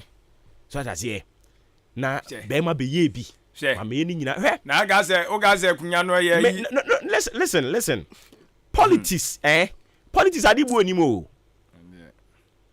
hwɛ sɛ na afia hwɛ manim de tena hɔ politics ade bu oni politics mu onim sɛ a successful businessman and I keep telling people say I knew him before obey MP successful businessman but then because of politics in tea obi a on to me to aduane ni fiti anopa kwesi anwumre ono so bie na no anu wedi wa se obo master dia ye pane chew meni na busuafo nyina ye be pane chew owie ne 4 years no wo ne na busuafo musia wo hin me se meni na busuafo nyina be pane chew say owie 2020 ebesi say or say kwa another 4 years ebesi say 2028 owie 2028 ni bia ye be kɔ ne hwa chance ona boye yes uncle back to your private life ade sisi so ana nyabotre na fe ni nyine be yi 2028 no ya say oh e be ba sisi ya dia say na wo so wuki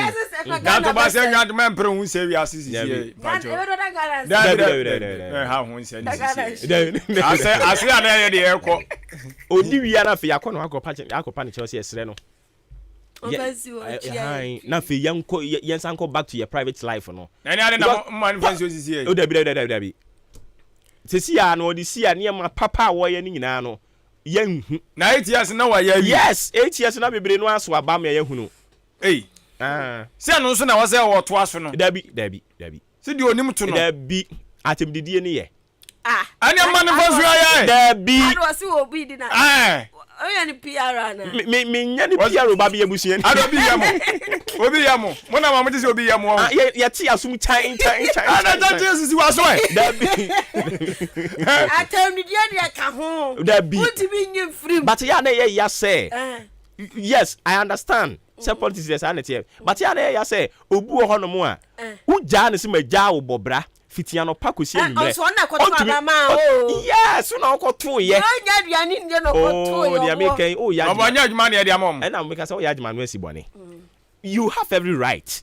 but ya na ye ya say obi wo ho no mo a te se wo mo a o de hwe ayi minority fo yi a omo twen finance minister ya abo so yi ya man ka fe ya from ba hwe say do mo toto papa so ya say enti obi wo ho no mo a o ti akiri no toto papa so o twene ben o kura se ma twa ben o ma pony position ni bi di amount yem ye nhwe o nhunu ne ho ano but because of say ohunu ne say o ye o manwoni nti o so no bi na no di wa obi o honum na da bia wo tie so bi o na da bia o sore ne wo kasa wo ye dede koba ne ade ahunu se wono so pa bi atafre na me kan say pa wo pa atafre no man bi o se mate enti ma twa ben me mama opposition kitwa bi fire obey oga jose man position on to me an organization ni america enti no de wo akọ no ti wuntimi nya obeka sembeni oboy enti wuntimi nya enti no de wo akọ no mimi kofi mi ntimi kom na se be gafiem sisi am wo mi dia e bia mekọ adachi bi it's about time and america nyina kosi ni say I was say sanity yes fine adapetwa ne doors and you can say dia ni america say I was say sanity enye kirede sa be ni nyina papa na e ya no so corrupt corrupt Ghana bend enye corrupt ya pe wesi siri wa na ebubu sa be no corrupt I was say sanity on the okadie we try be ba kako I was say sanity by amanyo sem aye ni wo so dia be na gu anu bibiasi ana bibiasi ya na ya were ho de kire say sometimes so dey wo hwe ye krampo a meka say ye nya ndru parliament ni ayi o kire wadwen ya ha na obi nsusu ti baabi ni wedi watem wa bie microphone ama na kra nso a wontumi nka hwe obwe So what I say? Ejabwe. Yes, safo ni nyina wo ho. But the me pese me kan say e wo say yeti ase say e bra so a e wo say ye ma sanity e ba ya manyosem. Na me ka say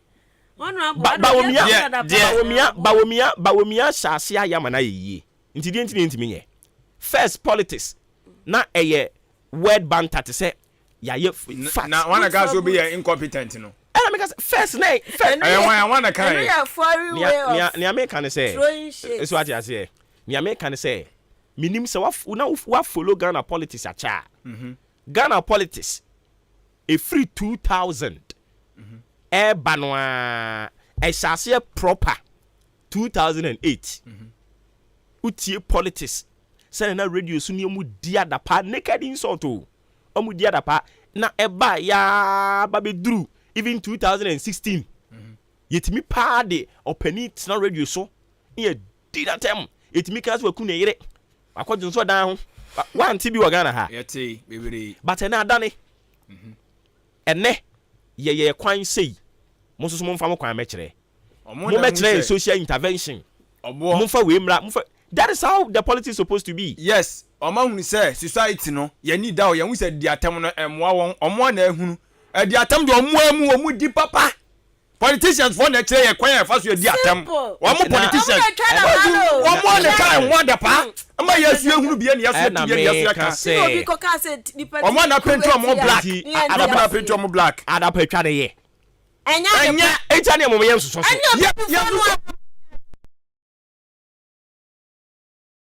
We don't want to on the radio so nwa omkasa omusifu ma o muni anati sen no omako akwacha no on the radio so ma that character in there. No ni awo kan ye first no any no na obo e ho na bi wo ho free system ni obo na bi wo ho enfrim and ya muntie radio papa nso because me ntie radio they will allow politicians to come and insult. Hey, me after them say NDC ni o na sebo ka kire na na do na eji and I make say sa radio sa no tia wa na wo pay yare ama wo ho tie nipa no stop na enye wo beka and I make say radio to say me radio me tie ni ama wo kwan ma wo metwa mpo wa wo ho and inti me can about sa radio no but still there was fine sa dia wo kan e bi ono ma ebetimi afina no efina no na wo ka wi a then the obeyan say who host no be control ni say the o kan ye no ntwensan nya sa I know that radio papa maybe who can enko so say koso mate dia wo kan asi o but say naked insult pa say oh no and then first ma mu ntie sa radio no radio bay baby I would say no and I'm see social media dey me abrewa ko na social media debi ebi aga na hanyina ya ji atum se eye ye twa akese abode no no mo te su twampo wa obitimi twa da pa TV so national television dia wo kan bi twa da pa na fe host no kra fe ada ye ko ntokwa kan oba ka wi a wo na oba control ni say ba wa ka wi obo de chen de wo kan no me no ya adwen 100% say sa kasa angu no enye but obo wo mo politicians ni say asentu omofo wo mo no nyintum say amanyosem no enye de atam yesey e wo say nya wo kan mate ase o but e wo say yenso so ye te ase say enye politicians ni nyina no mu twa da pa. Oh yes, we ain't got so many. Hey, Ghana for this is Ghana for na o da bi. Ghana for na obo twa da pa. O say u twa da pa. Me off air me twabo mo sa. Off air u twa da pa na do. Asem dey one tia. Yazo wani anwu anya chai ya Ghana ni. Anu u twa no ba bi. We say abani frim. O say corrupt. We ni frim. Said well we say abani. And u twa no akire. Bebre na me kan nyina na say. E wo say ma sanity.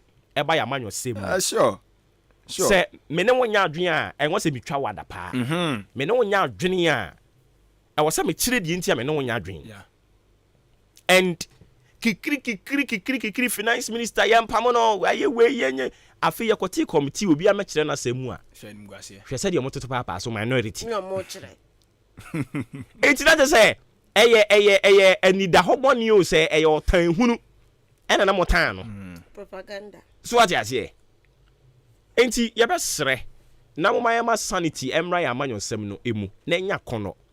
And say ye ka say politicians na politicians na ya na bi say politicians no me dodo say eja bo say de ka hin politicians no dodo say wo Ghana ka from nchewa no say de yes me kan no yo unim say amanyoni bi so aseda abo obi pa amani sika say ongu obi hu fi on say obi wo sika o de kwa fa sa pa no amanyoni bi aseda abo obi pa amanyofo so mbo nkrofo pa na say yenye dan gu obi hu fi enti wo aye beka che say kogu obi hu fi no ni conscience obo onyansa ni nimdi a wasora no pa na o man maye sunya de obedi a na yesi ko di atem ne yentua wo ka obo obi beye wo na wonye obi beye wo na wonye o obi beye it is our work to let them know say enye yes eto mo no kwanu politicians also politician office kan come na say de benam no who best happen bubibra so na mai corrupt ndimi nyai ntira na amaso mu no si wonwo enti o say one fan come na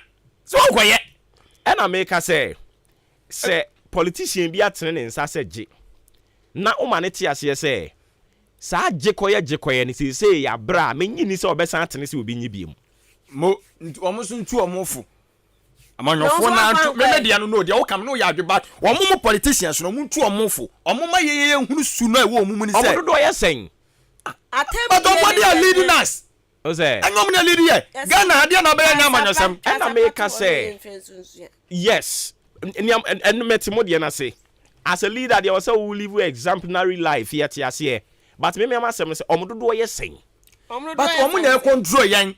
Then we are not serious. Was he not serious? Oh yes. Oh yes, you are not. You are powerful. Listen, politicians, you know, near mom, you are powerful. Emra no etai omachi no. Na ya kombre dey. Meba. Near mom, you are powerful one emra no. But the mom, you are super powerful. Yen. See a better better of course. Now to another governor about Munyamanyo. One was cycle why being so many no motie. Make us open your son of Joe. And I make us say, but I was say yen Ghana for no. And ye chira woman ye pay. But Ghana which are you utre, but do better no. Don't name Bano. I've been in the head and yeah. Once I was saying, Papa. Never knew any kind.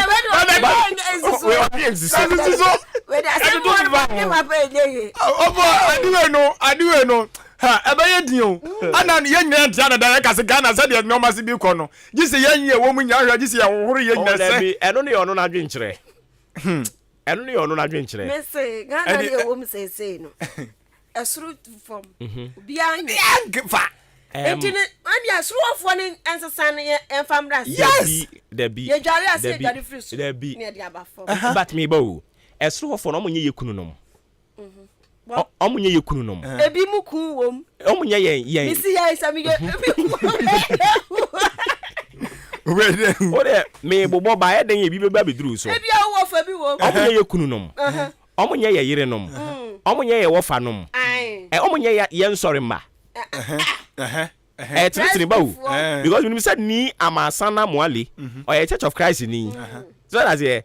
Unso wa no odwoba. Inti. So ode manemra. Bobo ba chemo fu swampofo. Onya Pentecost head. Pentecost head. Unso I honso odwoba. Enwe odebla. Say yes ye hwom mu e bi sane aba ye no mo nete. Yes. Enti ye no mo nete dia. Na say ye dodo no e da asu bi adia. Na so no da asu fufura dia. I was so hu say me nkofo yi o manya dwensa kira. Edi say me da asu ye dia. Me dia na ye alien. Enti wo say mi jai. So what I say? Enti dodo no shas ye say ye ni a. Omo aka no they will be shocked. Dodo ben. O de hwe aboabo ha yi. A omo nyina nyante ase say ye ngates no. Obi de ka akobu. Politician bi I don't hear dada no. Politician bi obesi aboabo krom ha bia. Obebo hu. Politician bia so ya NDC ni so ya MPP ni osi aboabo pe obebo hu. Osi aboabo obebo hu. Dia o kan no. So that here no kre. Osi ha pe obebo hu. Na. Ene aye hu. Kwa me ko ka sen. So that here. se ye nyina hyase se ye kan ho abom ye dɔɔso kyɛn wɔ mo ɛni nti no ye dai su ne ba bia dia mo ma hunu se Ghana fo se ya adwene ada hɔ a they will start rethinking ajabo de wo kan no 100% dem crojin but the thing is ye pen ntema ye pese Ghana Ghana ye sesa ya adwene ne ntema a e wo se e suro no mum na ka de wo kan e be take a long time ketwa no isi abo wo na sha ase o da be na asane fo be sha ase ye da be na ayi ye do so chen wom ye do so chen wo no mo but wo mu ni mom no e take action a e benya effect ne ntem anope wo kan se sisi ya na wo kan se Oma hu se Ghana fo ani ada ho. So we use our word. Yes, me see. Good. It is a Ghana fo ani da ho no mo a. No one will ask them to change, but they will be forced to be conformed. I was say ko so the system no. But yes, but obo enu be take the okan enu kro na make no. Yes. But e be taking long. Obi be try say fa you to her. Rubbish to her.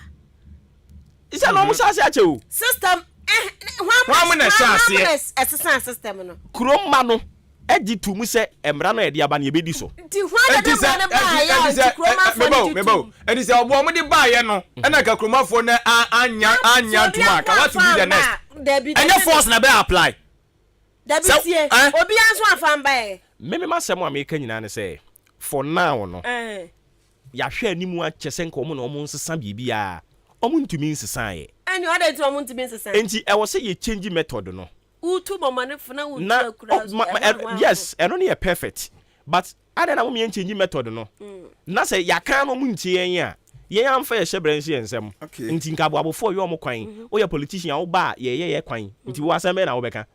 Eh, obi e ba be ye politics wo abo a obeka say eh we mu de ye yipe.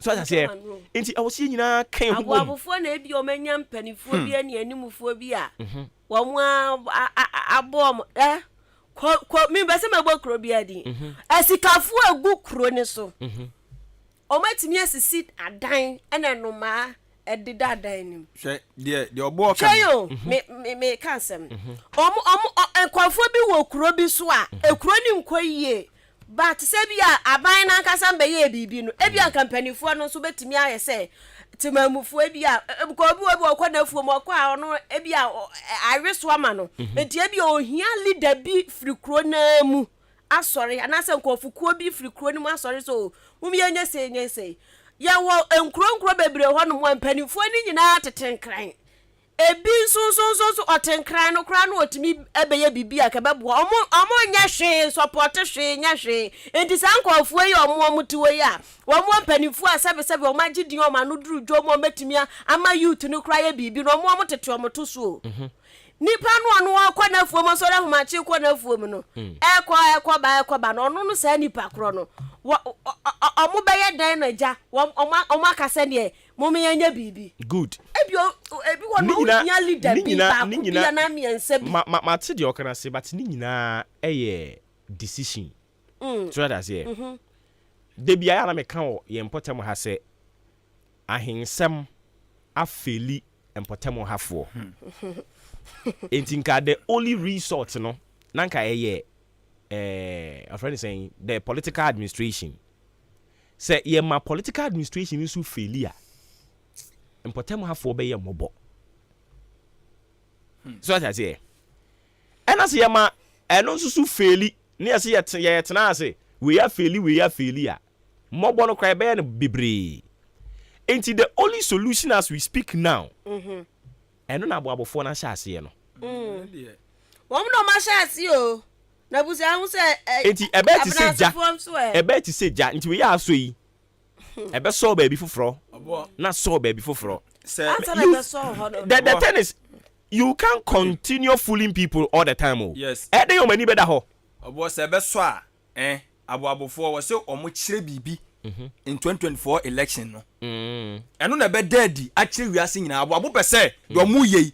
Wiase nyina hunu a they need to do something a ebe chairmanofo ne say we no ye ne ane ade atwe won se ebe kikire ye man. Nti then na usu and say when they come to campaign nobody should go to baby omu be gina no kwan po so mbeka omu nsam no munyi manima obi anhye ne fi obi anye nadwuma as if say nothing has happened say enu ma mutimi happen that will be the way abomu betimi atwene abranti obebu ni mu na no fi ada no mfene say abuleka oh na ono kwa agina ho no ma ono kwa agina ho no ma yakona so ono kwa na gina ho no ma ko na MPP enim say aboabo de masa wo de sabi aponche odwe ani wan wakora be gina ho no ma eye particular party bi dia no na so ono kwa be gina no etana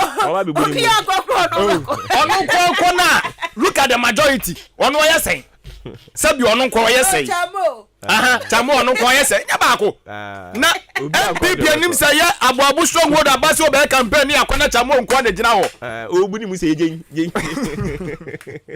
ono kwa na aboabo ni ba do say na to aba enti o de wo ka kire omo no yes minimum say some minimum say some force campaign omo avoid the campaign no minimum say some force to say ono sunne so manyoni bi beba se campaign chubo ye amanako minimum say ono de onko biem sa so minimum say enipa bi nsusu wo mu a omo nye biem so I say o de obi nka se nto aba no but say omo be bodom pim ye mbe hia wo mo no yes what's akọ obi akọ say ye be bodom pim na enye se ebi a aso omo kọ de na de omo ye ne obrego na omo ye gu ani obrego na mo ye no ebi a dompim no ebi a community engagement bi ye bibi samo ne mo amo dwundwen ho dia fine umetimi abwani wodua mu pa ba ya campaign ha de a bad ono politician ono kohwe nkrofo kwan amram na community mu ko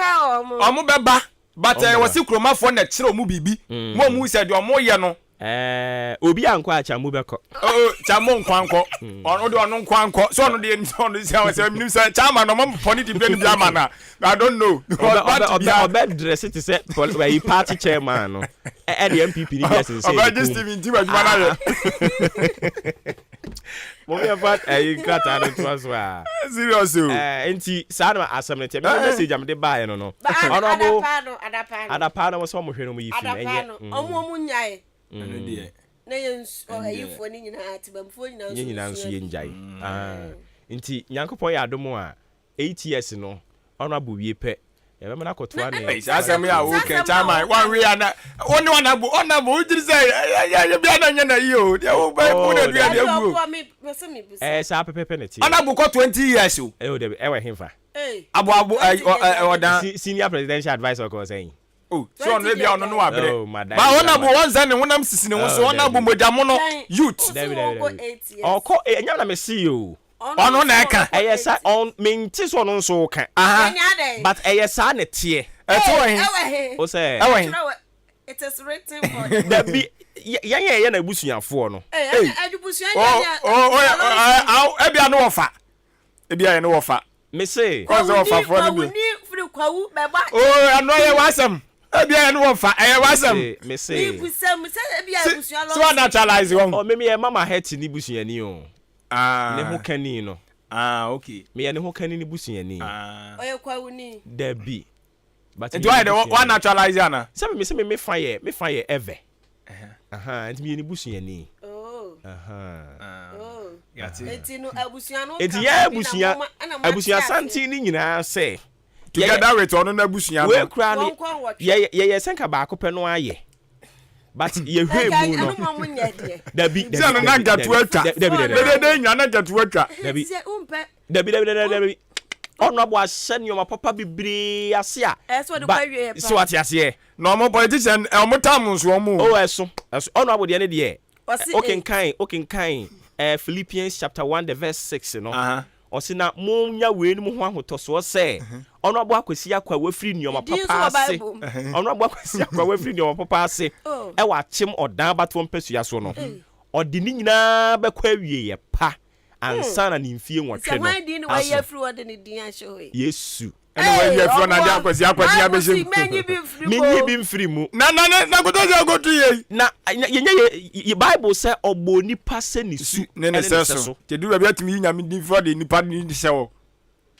menyi nyame din mfiri ho na nya de o say me say munya ye no ho ahoto so say o say ka bi ya po o da bi ebufu ni ba bia o dia sabuo fagu obi adu ani omra 8 years 8 oh okay 8 but ada pechane de onim ebeduru ho no na honorable ya ye nyina ya san ko back to your private life no private life living edo ede na say private life living so one opo edwadifo ma me boda wuro ngu so na make us say dey one opo kakra me ti e na me simpa me private living say me go position so eduru ba bia osom no eye calling no nti e wo say otiase say ubenya nkofo a ombe against you ena ubenya nkofo beta wachi ya tini nyina se say nti na eguso ye adwuma no enti private dey you free you private free ye nkofo bi a mo ye mo private way nso yesi atwatale won say na wanye ni ye betwatale o but obo ade ba kwa me ye mu but any part of the time no abo no nko o ye ne private life any part of the ni mu yes so no na pen kuku emu o he has come to serve his people and he is still serving oguso som so what you say onya private bi emu it onya private person bi emu ati ase but ye na busuafo ne say ye na busuafo mo abusua ni mo de ba ye de na fem achim odan mfie nwotwe ye wi aye je abusua ni eno so no je se ye ko ho demonstration oh that be nkwa demonstration ya busu abusuafo no moti ase se ya se ehia no we hia no we ehia no odan be se wo share me so wo share ya abusua ni ehia no more than odanfo David na mo de na me fie gwa twede anso ye da bi ya de fem fie gwa twede anso ye o da bi ya de eduru ai baba da atoa say mo extend my say football match player eduru one me extend atoa hini bia ni ho a oba ye be wanya papa omodin bo so ni ya ma nko oh yes no bia beto so he David ya nton no the refi this person o kan sembi o say ye boy ensem ma obibiri no a sa bre no a na wo say u free stage ni so so that ye Oni sada okay there. Na say you about tower so say ta. Sanete ye. Enti ya ye bi no anu afa de mani ba je senka ye nto aso ne ye de asi hɔ a. No show. Ye de asi hɔ a ne ye kɔ. Na mo kɔ. Enti abusuafo sa na mo be ye de be fa ho ade honorable FM. Family mo association did this and association. Was it family? We family ankasa o. Edin drai. Eye emoja busua. Mudini ya si abusua bia wodi o say abusua bia wodi family abusua bia wodi but me ka family no see ya de na fam achim dan fie nwotwe eni to obi obeyi ni ti primary no o de ne ho baba be kire but so obedie de lalai okay they okay I say ope oba na ka kire na ope se on ne ye bibi wie na oni wi awatene na ya man take it ama no na oba nna machia na okwete a onso je so a odu awura won mawie no obeti feelings na onso say no ano no atimani so ti dem wie sa na so be yemu oh dabi se mo pemfie na aka ho mo se mfie na mo di wie mfie nwotwe se mo boa ye na ye ni age na ye be se mo to aso no be je wa akọ ene ye de mu besi aboba no ya se tumi no ye ho se Ghana no ye nko ye ntimi machichiri ni nyina to me ne wo bo akasa mo ba Ghana no we dey je so bi big do omampani kufo o se niam bebre ase but na wo se wo kọ no obi beto aso on dey say compulsory no and no ntimi nya wo hwe ena me ka say so we dey limit bia na limit nda ho but the yenso abusuafo no ya abusua ipa ne ya abusua so ka no o dem ya no say who ma dwen oh ni aso te o ti say te ya beto so si ya timote na sa ta wo betimi ate ya 2023 no 2023 2023 na betimi ate 10 she na se no ne ya mienu o se wo begina mienu oh 2024 ne ya no de so okay enu de and wo ka tu ahene asi ahene family no omo asem na me kan oh okay sama wo kan e bi free no oh okay delegate delegate for na delegate wo to aba wi ahwam na to aba ma ye finalize da bi se no de fala odan inje na na se de fala na se no de odan inje na se ya na ya mu yo de fala dabi odan inje na de ene adufo bo odan inje na de NDC pom ko we nkyere boto be de wo ho odan inje na de Johnson Asante hwan mi pacho Miami nipa mfane mama me mfane ntare Miami honorable Jones Asante me say Miami nipa but me mfane mma e ma me mfane ntare dan NDC Yezu afia ya fa krata na be mi bi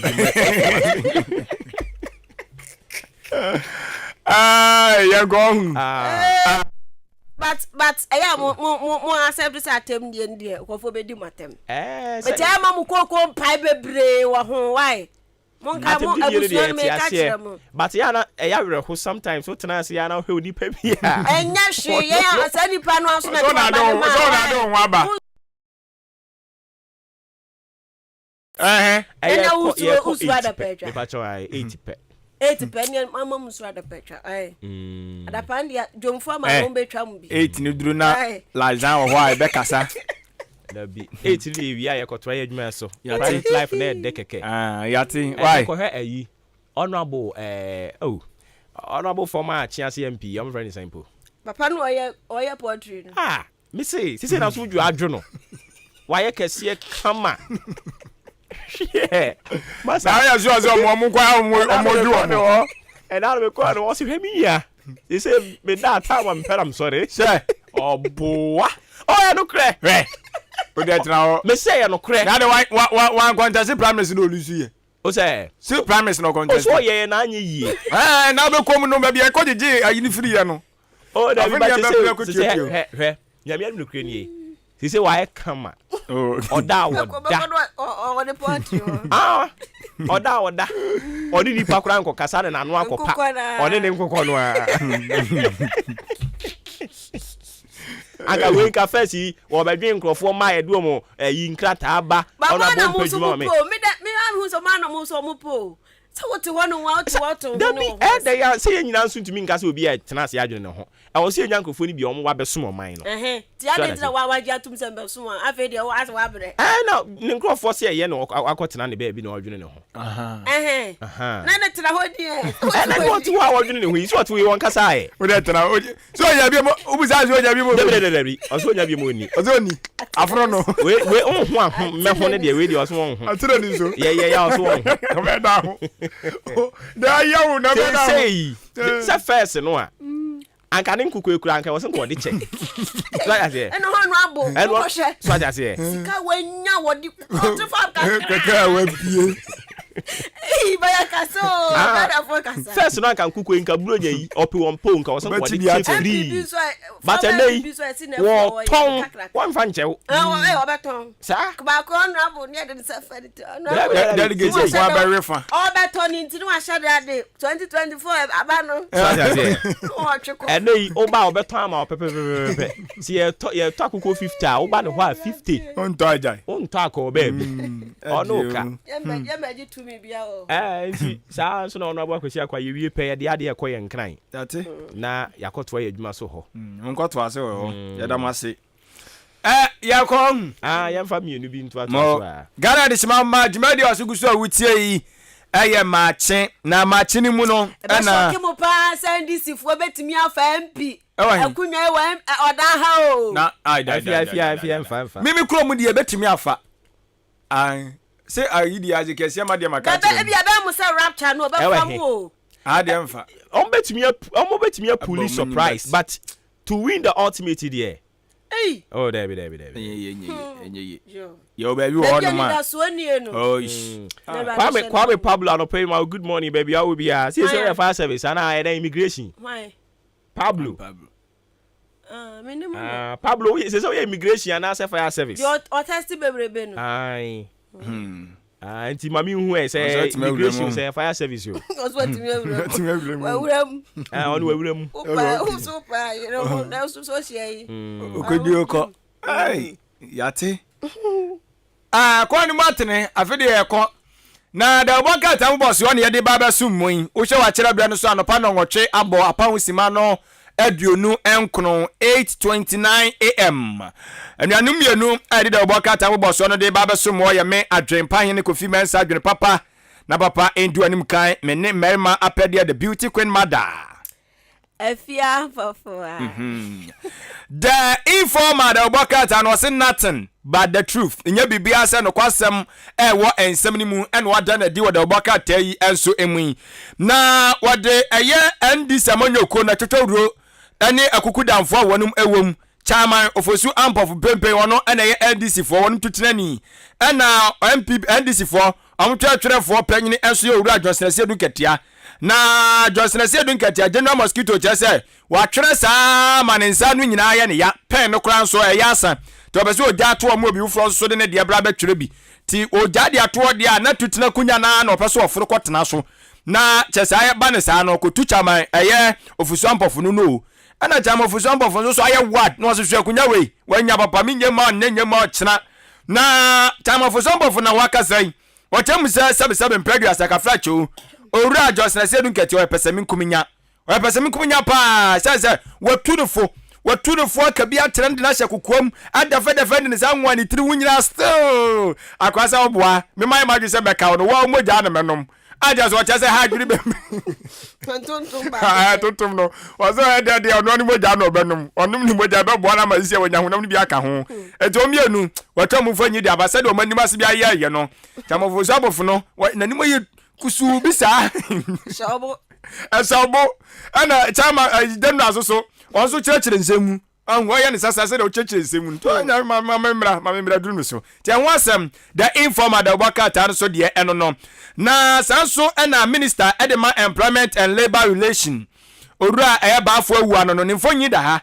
na wono so de atodwa cherem se unemployment no ade se ha adwuno ekosoro pa osisi siam no ka sei emma be se 1 million na one munyuma one ahwere ewo first and second quarter nimu acha so wacha say ha dwene pa echa nwa say the Obuoba time ede aba na unim say Qatar 2022 no FIFA World Cup no we are seeing na kansie agudia kansie akoso no ekoso ani anu no mfrase Ecuador omache host nation Qatar vim wom kamio no mantimanti na no anu ode FIFA president ede ne fonyi di aba owura Infantino eno no ana ono so di tudwa kire mu say sisi yeso woni ayifo na ekon atoye be no atoye mantemfo na West Africa fo no mo di abo ani no tenwa asem yesi ukokata wo no mo di abo ani wo ho enya se ntokwa pipe wo ayesa na no yiye bi koso wo ho ombezo mu bu bi fa so no we mu bese koso no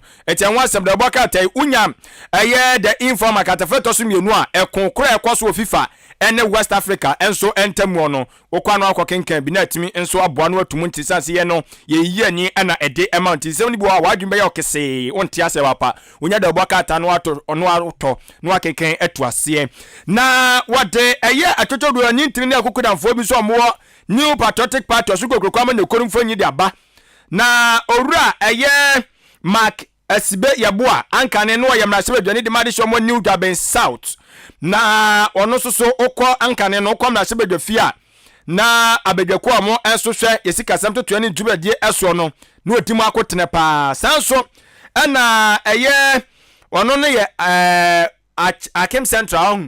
Akem Central MP no owura Andi Apiakubi wono so mfo nyini wa ha na behwe ana wade wasofo esika samto to yaso no manyafo kinofori ataso fo nyidi aba ana owura Maakye sibe yabo a esrese owura Andi nyantoboase wate moma papa ne mekenkan ne budget no onko mo ne mekenkan okenkan wie na se eno mabu on na se monte ase na mbabo agu a ne mbabo agu enti owura asibe yabo a wono soso amanfo target ne pa se onimanyafo kinofori atada achi bia no ono agitum no jadi bia nde to no ma wan hwa wono obetimi aba betra so se Ghana esika samto to no mehwe so na on na esre de ama owura kinofori atasem na sebedwafo ne ma ne kwan na papa no enfa 2023 budget no metudwa te ho asem so eno no na yes National Lottery Authority NLA for wonom so atimi ahwo mo ne Mother Authority ewo mota wonom asaka bomu biem ada Obuoba tai ede ho asem ede aba na wasidua dukasie bi anase du pon bi atutu ni nyina ene se ankane osuafo iskasam toto ye eso ono so wotwa nani ahwe ban odaya wansore owura kwasibotwe enso so eno no ntide Obuoba tai de ho sem ade aba the informer the Obuoba tai ni mu ensem and ya mede the Inquisitor the Obokrata no ena to aso da Inquisitor den sembebre aba. Eyo owura asibe yaboa asemu adwenka sisia no ho no so yatwro ede ato anomo. Na asemu papa kai ne so osre se omunya yi kakra sympathy ehumobro kakra.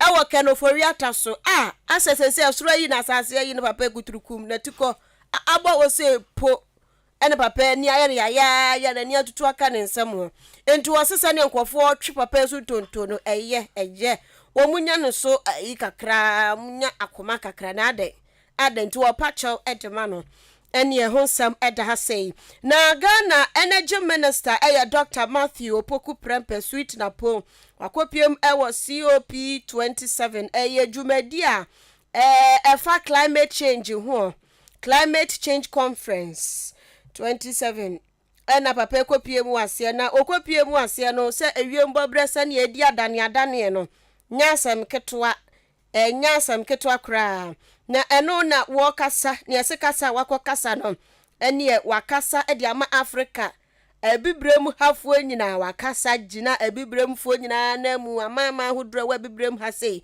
gina wo mo na mu akasa paye edi ama wo mo sika bia so mo de ma ye bia eja ewo se ye de hwe na climate change na ma ye nsunsuanso no mo hwe mfa ma ye na ye ho ntoye na ye bre pa enti ahonsam da hanom sei enna owura magdan enso eka kira bansi wo hre no a enkofo buon mo wo Ghana hanom mo mabiebie dwuma hudro bi ya sa nnwuma no senka ban no hwe so wo masebua wo mo a kebetumi aboa mo man no akonanim ti wose ya won mabiebie mo nkofo abiebie nnwuma wo Ghana ha sei no aban ne hwe no so ma sen kakra no munyi nkodu pempensuo bi a kabaya ba ko matimi abiebie companies no mo na aboa ene industries na yakase se Ghana yebre nyina toothpick you will see nyina yakra fia ma foforo so na eba ye yesim yi asum nyina enti ke aboa ma wo mo ye nnyoma ngetengete bi wo Ghana se no ye disika ahyehyɛ wo madwuma mu a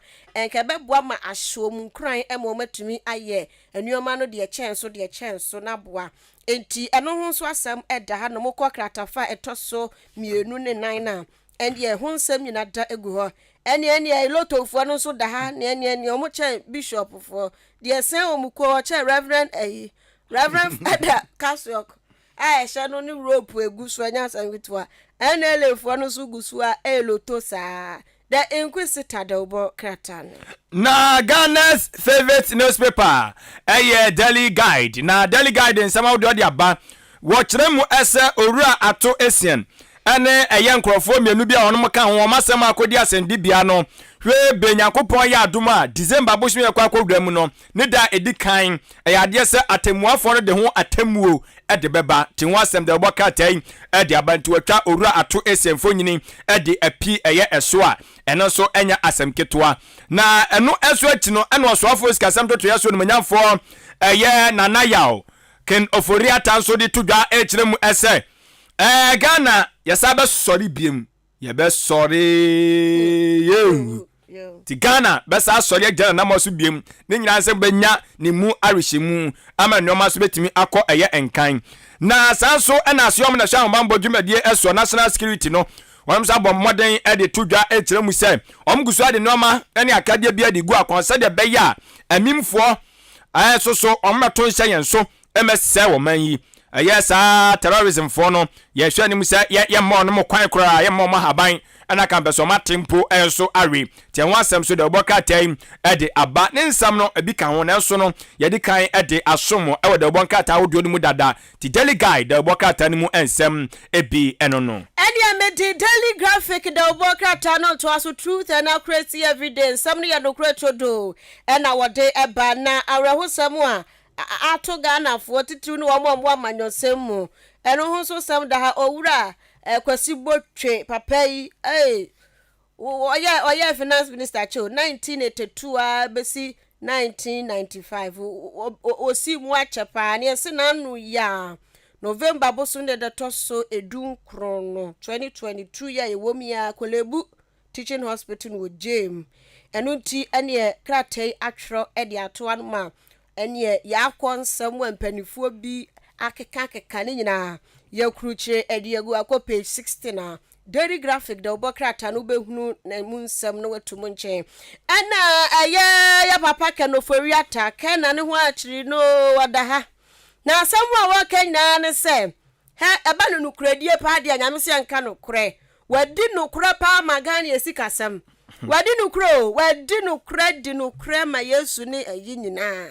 ambona baso oh Yankopon kura ma na award na Ghana for na mu sintina bia wo hye white no asoro abofo no ka ho yes papa de bia na ta de fita hye no obone efin ke bia ni no ho amo so da ma twoma no ten na mu twa papa ya da pa enti wo so ne dia no kura die nko a na wadie edi ama Ghana for na ya say 2022 World Cup kicks off ashase na ya say Senegal for bonne enti eno ho so nsem o matwere kitwa bi kitekete pian o mo de apokyere ha na say so NIA National Identification Authority and Electoral Commission NIA ni EC ya say o makaba kyerem ye park kan yo mabom Professor Tefa na eka say kwasi say ni o magu akwan mu pa ya ebeboa se wa wani tua NIA ni EC abamu de ne wa wonim say 2024 ya Ghana card na 1 minute bia na wa wunya wo de dada no wa kwaya foforo no e wo so wo de Ghana card no enne kobo isifuo de nansa no wanya voters ID enti wo so mguso a edin kita ho aboa manuoma akoso toten jojo wa daily graphic dobo kratan mun sam kakra na poso na ya to aso kwanim e woda bonka ta mo boso no ensuso emu na mede the insight the obokrata no ana eba the insight kire mu sa oman mu aye den no emu aye hyehye no sam no kasai ya kire personals no one mo any abesa one mo epe 20% cola hey mo so mo kwa media mo so mo cola ni bi ayeka ana eye public sector for no so adwuma yefo wo mo so mo pe 60% salary increment hey sabla you 60% no mo no mo pe 20 kura no mo 15 mo ye adwuma ni 15 ana mo ko pension no ti won benya say mo so mo pe 20 ti fuze mam say 5 na ayi for na public sector workers no benya 2 omo persisto na bo mu 2 3 more din pa okay mama nko ahoma sumbra me da se bebre ye ko na yakodi sikasem ho nkomo kakra ye ne owura Yankee ko akotwetwe enkomo Patrick Yankee monetary policy analyst or science and finance lecturer Regent University College Bank of Ghana and I no beto dwa say omo withdraw omo foreign exchange support omo chese ya na we import here more vegetable oils ne yama hodo bi the bow mai mo chese omo nyai eje Yankee uti yanka no pe ya mo ache Ina mejemoso. Na bibia boko de. Adom na monso. Nyame adomo. At least I fed Bank of Ghana almost crack the whip ana. Minia it's I share what you for ne o panelist more na nchia Samsung nchia me unit na pamoe. Ze mona mma nko 40 de ekoso. Yeah, I won't say any now you reduce importation because in himself on a kahuna and my sick can depreciating. Now, so you will find out say a fossil. I wish measure we are policy we are Bank of Ghana the Abba say or more will drop forest support on them when I will import rice, poultry, frozen chicken, vegetable oil. No, that policy we a desperate. Unrealistic policy at the wrong time. This particular policy is too desperate and unrealistic. It's not achievable. Are they? Marika, you don't say, rice they're consuming Ghana about 70 to 80% imported. Poultry, frozen chicken. Vegetable oil they importing more than that. So we can say no ma importers no forest no ema mo enkra nyama na meanwhile so unsizi omo enya restrictions ema mo import o so mo import ba wo de o mo become the import. In this case no, they will have to resort to the black market no. Find ways and means to get the forest, and they will get it at a higher exchange rate.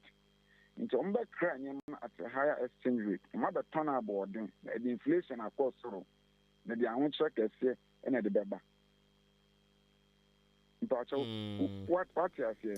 Yes, but nka uchire mu kakra because what I know is say year Christmas demand for dollar no through because of importation for a year. If any Bank of Ghana edit directives we the aba nka ye say nka a step in right direction. At least the demand for dollar na ya na my cedi no ho chire no anka benya relief kakra ana. Okay, no ebana sana nyema no so unim say nyema no produce Ghana ha. Less than 20% and you produce Ghana into 80%, 70 to 80% in the no way. About some cramped, I did be a shortage in the baba. The shortage is bad, they create artificial prices. And about the inflation can see a pan at the baba. Can they cry a ton bed 10 cities? We are about 10 bed 30 cities. It's measure now. Bank of Ghana, but I'm kind of say unrealistic and not achievable. Because we say more musicano. Let us also they should be honest to us. Yeah, you need foreign no, you need foreign exchange no, foreign currency dollar you need you. Until the emboa a quite fast some benya big no. I'm on fan cry. Let the people know. But what this policy way back once without thinking about anything else, a bit critique. Because on you are not restricting them. Can't some famba. Because you need demand and also high. More than 70 to 80%, no. I didn't see a chance and you're tuning EDB. Internet a coin the some of the baba. Now among black market and among find ways and means among forest no at a higher exchange rate no. Name the baba at a very expensive prices. Let inflation of course so. Ni papa mua Bank of Ghana. You know, they reduce importation. And you also say, first of all, say tackle local production. And you say importers don't want some crumple. You know, you focus on local production. Agri ministry, the government, incentives view on the world local production, or the man local producers. No, you have more and many years. You encourage your mom produce. Now, more production, no. You want some capacity in their cost, no. May the import restrictions are back. So, if in their way, rice are imported, they import 50%. You will not import more than 50%.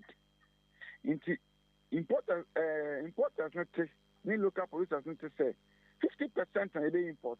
And local producers now say, okay. It means that they also have a capacity of about 50% to produce. Until don't say more back come on start production. The woman don't say now don't say local producers now much me produce 50. Now some so near restrictions mean say you import 30% in pay. The local producers don't say hey right now also producing more about 70%. Until gradually now you increase local production. Now gradually you reduce importation. Abra yen fa policy idea and to one be critique panic be. You see I'm no say kakaya omo import no ombe say no say obi say onya dollar import dia and the kakaya import de be gu on tempo no ahodo nyema no we increase prices no because they do baby kakaya no maybe ni hobium we increase prices na abnormal prices no actually abnormal profit na the inflation na dey ba na the awunso na dey ba. Okay. The policy bia no you how I tackle policy no. You how I tackle policy to achieve the goal. Na you be in desperate way I say you won the enye ntumi enye bi nhwe say be ya. Yes na the awunso be na dey ba. That is the angle. Okay. All right. Now just say I get the impression say a premature yenye ndru sa level no. And even if ye be mpo I was say ye prepare ye ho before. Is that the case? Exactly. Or say prepare once. Or say prepare once. You prepare home. I say, we prepare one swan warrior, so go warrior. Go by the kitchen. If you can't be channel with that. This time I want some of them out banner of our banner. Man be facing problems. The same thing. You encourage you who your local production capacity. It ain't to mean concept require more dollar no. And more import. And yes, I know the I want to person at the baby. I want to because I see. Who restrict your movement? You know they won't find that is okay. Now they will find the ways they need to get it and import it. The best policy in here restrictions. And yet dollar won't find more. The best policy in here restrictions. Embargo, no restrictions. Import restrictions, import embargo. Then yet dollar. They will find ways and means to get it. They will find ways and means to get it. Okay, yes. And we have monetary policy analysis. Mami misa this question. Say baby ye jina sisi uyi say ye benya abotre ansana ya rolling out this directive no. Uyi nu free hono mo a animu ye and minumi onu nyina bedi adanse say Christmas the importation ya na kosro. Inti dollar no so demand for it ebe kosro. Animu ya usu say den nanka Bank of Ghana e was one year. And in any Bank of Ghana MPD because we are doing any money be importable. We are doing. Now we are doing rice. Ghana, one more services. Ghana is the 20th largest importer of rice in the whole world. If you are seeing in Ghana, it's also 20 in terms of rice production importation. It's also 20 the whole world. Then it's also 20 import rice power. Over Ghana, Hanuman, the third largest item of imported rice. Third, into we are the and many are the import. Yeah, November, December, na berry. And I say, I come from what come on dada. It's not to me and can some farm more money in ya. Farm more money ya. Now, all the papa be obey a bois. Let's tackle the local production. Let's give incentives. Let's encourage local production. The BIA will be an farm bomb. You ensure the production, local production, air cost. The local production, air cost, you impose restriction. And never boy. I see. And Odia won't on this one. But what if the bar say yam banning in Accra, but rather cutting a certain percentage? In terms of forest and also in terms of importation. Importation, no. Exactly my point. Exactly my view, my opinion. My policy direction is Anka this year import restrictions. Say instead of you import 80% abano, you import by 50%. Now you encourage local production, almost produce about 50%. That boapa. I will say local production, local producers. So when say producer for better, and almost back come home. It's a off-takers agreement be more or less indirect off-takers agreement. So who produce be now said there was a ready marketer, and I want someone to come our producer. Now you see now restriction here and by local producers and we cannot move through because you see producer inflation across the power. Into source or producer the price it would be a cost actually very important. Producer inflation over 60%. Into producer would be a cost actually very important. The banner people rather buy the imported one than the local one. Into a incentives not say the mom, near ensure say producer inflation will form. No more produce, no more say no. The price are very competitive. Many importers no, they are not compete here. Who doesn't like local food? For about 3-4 years, in the imported rice, the local rice are maybe personal. But then rice and I'm turning a bag of rice and I'm turning 300 Ghana cedis. You see, I'm turning 650 Ghana. 650 Ghana. And to be the I didn't know some to local rice because it's just Abra. If you are the imported one, it be about 600 crampon, and the one got the imported one. Into young boy, the moment as a man, young boy, local producers no. The mom produce more because some your mom produce more. They will produce at they will enjoy economy of scale. The son who produce the bria, who can a from. The who produce the bria, and I will can a bell from. That's okay. No to me at all. But someone to me produce the bria, can back or so. Can back or so. Young big time mom produce the bria. They can meet the a percentage of the consumption. Into a balance, near imposing restrictions on importation. Okay. What the cooking oil bar, cooking oil, Ghana cooking oil, but do I produce? We have coconut now, so you can produce coconut oil. We allow Nigerians to come and buy the coconut and send it to Nigeria. These are all kinds of market kubangwa and we had been power. And so Anto Kubangwa na papa is the best in terms of nutritional value. A chen oil beer. Now, in can you see as now you satisfactory big ones, man. Here produce coconut oil in a larger quantity. Now, your tongue will Ghana hanum, so that you impose a restriction on importation of a vegetable oil. Now, the banner. You say. You didn't do her into the pose restrictions, you didn't do her. Let's see, I'm here into no who can say Mamma from Bar. Diana Eden, local individuals, no consumers, no benya. The bats are now the shortages in the bar. Now my price now cost so the dream. Okay, Auntie, when you look back to the government commitment.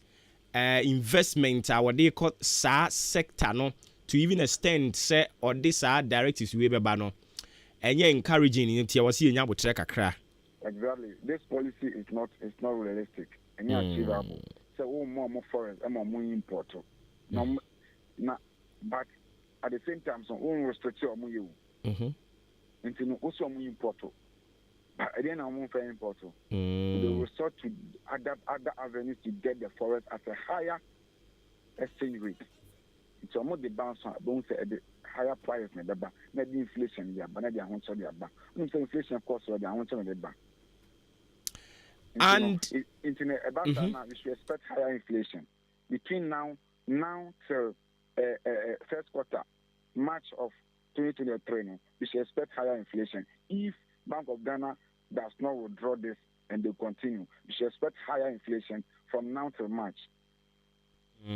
But because what we know is Bank of Ghana, whatever decision or the public domain no go through our board, our members so aside that our day-to-day administration of the bank and so they all go through na omatnase ahwehwehwehwe nneɛma mu ansa na the final results na ba abɔnten enye nwanwa if say nea wo kan go through the process and aba be da abɔnten a say the mpanifo adwene ho ana nwanwa kakra let me be unse we are desperate na wo decision insist to papa so what na wa ni be forward na fi de hu dia wonya e basa na wo ye bibia keke na so me ya hwe se be ya me ya hwe se be ya the basa na decision making no na insist papa the same thing na so they all kind the same time so what ya no say Bank of Ghana keep on increasing policy rates idea on share ban you know for about 6 months 7 months ago we started talking about policy rate issue. I can't say increasing is saying the inflation of the baba because also you the type of inflation you face you the how I better tackle your inflation rate now around 16. You see I'm not sorry policy rate monetary policy rate now around 16. You see I'm not say 24.5 the inflation the aba the interest rate cost so kese e ma se akrampo no treasury bill rate and number 32 ono krampo no chini nyina no still e ba sa na ban na ebobo sia na ban will still pay at a higher interest rate you know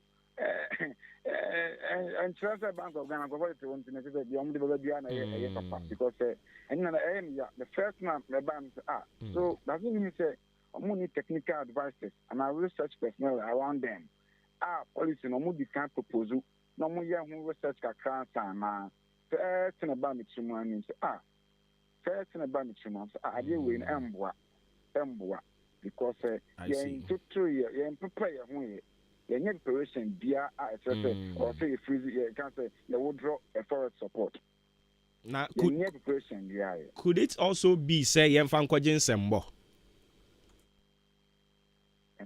but with next year yen fan kwani Ghana fo hunu say ye ni abre ye pese ye fight na yen seed ni gina ne nan so so mo yibi aban person yibi you know see I can say excessive importation a factor of the city depreciation.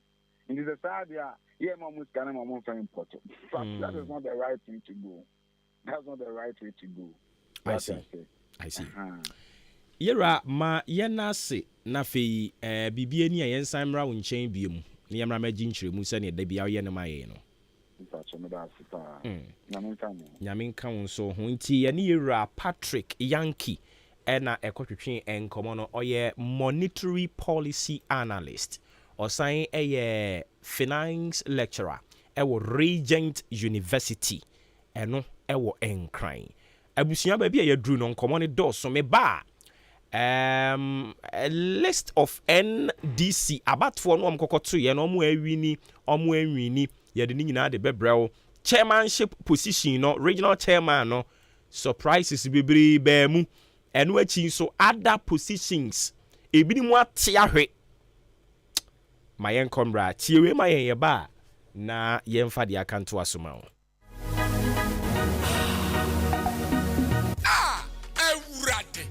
adwuma na ya short work say integrate amonhye na mohye ne wonransa no munya madwuma ne to ho esanse munim ye na we de hwamu a wo be bisabi enya nkrofo ye omo wa agire ha ya omo so omo ye aluminium works na mkofo omo a omo aba be say madwuma ni say amame aluminium works ba de a keto boss na menchero goes way aluminium works na omo so omo ye hwan mo e ya sori ana dabio wadwuma no mo ene basa no we mu no betumi aye ne ye e de ma o enti se wasi wudan awie na ope obi amara be check glasses e won na we mu ana ohia mu na se wo pe Italian sliding windows and in the doors hinge doors projected windows swing doors pulpits collection bowls and the kike gan nyina hey and we mu no mu betimi aye madwuma no ko form obrabe no mo meye madwuma nempo omo wa hi Gosway Aluminium Works ewo achem aboabo heya omo ne aboabo musie no na di enhwene mu enkran kwantempo iso heya anase obetumi afra omo ewo 0547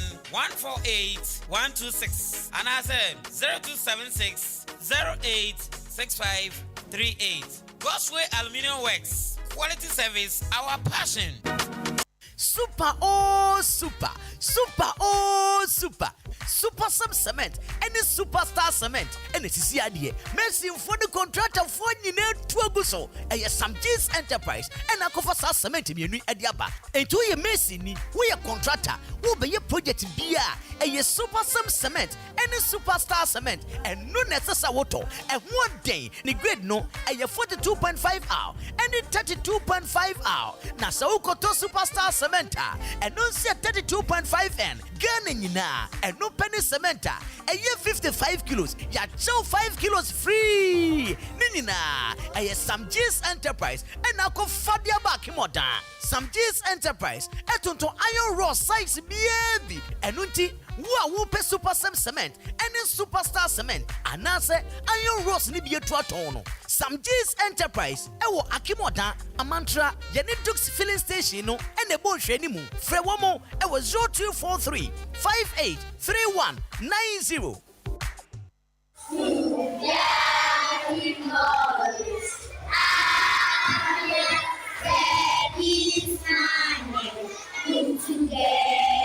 Hooray! Hector International School is 60 years. Yes, 60 as part of our 60th anniversary celebration, a week has been set aside for this great occasion. On Monday, 28th of November is a clean-up exercise at the forecourt and the outskirts of the school premises. And the dress code for this is the school uniform alongside the PKs. On Tuesday, 29th of November is a career and traditional day. We students are to be clad in their future professional wear. And to seal this program is pageantry, Master and Miss Hector. Venue, primary department. On Wednesday, 30th is fun games and quiz. This includes indoor and outdoor games and the interclasses quiz competition. Wednesday wear is the prescribed attire. Thursday, 1st of December 2022 is floating day. Yay! In our 60th anniversary t-shirt, a blue jeans and a sneaker, paint the principal streets of Akimodan with the beautiful colors of the school. Friday, December 2nd is homecoming. The Grand Derby is on Saturday, 3rd December 2022 at the Obuoba Hector campus. There will be inauguration of our newly built, fully furnished ICT lab and an exhibition. And talented students would also put up lively performances for the celebration.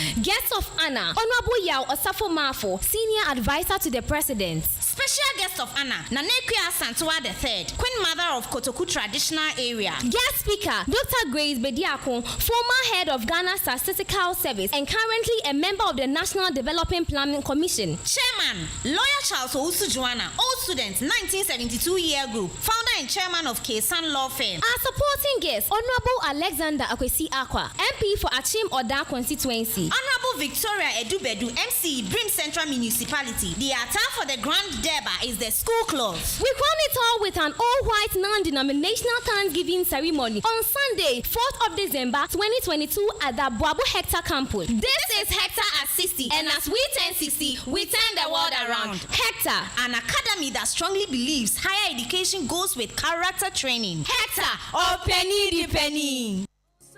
My praise is centered on your grace. Adum, Wadum. Odamaye, Adrusubiem. Na Edian Adrusi, and one webisano. Ayajumaqua, Omopoa, Emanipa, Enyan and Sano Numa, Omo de Sanchez away, Ba, our Kimoda, and the Abre Obia, so your bar, so ya Bema, so ya Quada, so ya Penini, Ubetimian Siabi. Nanny and Jumako Ben at the Sanchez, Abre, Aya Willy Duck, Technologies, Ghana, Enti, Omo de Nami, no Adia Siwa, Aya December 2nd to December 10th, Aya Friday and Saturday, and Omodia Siwa, Omode Sanchez away at the Abre. Ne Danny Den on Baba Church Repoti, Sa Obi Pese, will see a plaster board ceiling design, and I say POP, and I say electric fencing installation, and a car and motor tracking system, and I say CCTV camera installation, satellite installation, and a biofed digester. Ni nano, ye betchano, sadano, and no, Debbie, nay, where your part 1, tier part 2 no, ye betchano, sunny see after washing powder, floor cleaner, shampoo, shower gel, and why yang, sunny ye see a yang in Mirenso, ye betchano, and an organic liquid fertilizer, organic powder fertilizer, organic weedicide, Abusia for some person picking farms in Libya, a 20 Ghana city, farms no, a biwa, AHENKAN933FM, and a total filling station, and a Bosome FM. Program way a backwaso, a war, King of Great Chapel, Akema Sene, Yane Akim State University College, and a Edisha Nimu, Sa Opia Sembisabia, and a Sika Obetia, now a friend Ahuma Weso, 0244 95 99 49, and I say 0244 63 50 07. Ubetimi Ashia our Facebook, Aya Adu TVGH. Amanfo, way Ayan Sanuma. Yachana way in area no. Yabema certificate, Yadabaka Yajuma, and a pen driver. Programs in a Google so. God have sailed through.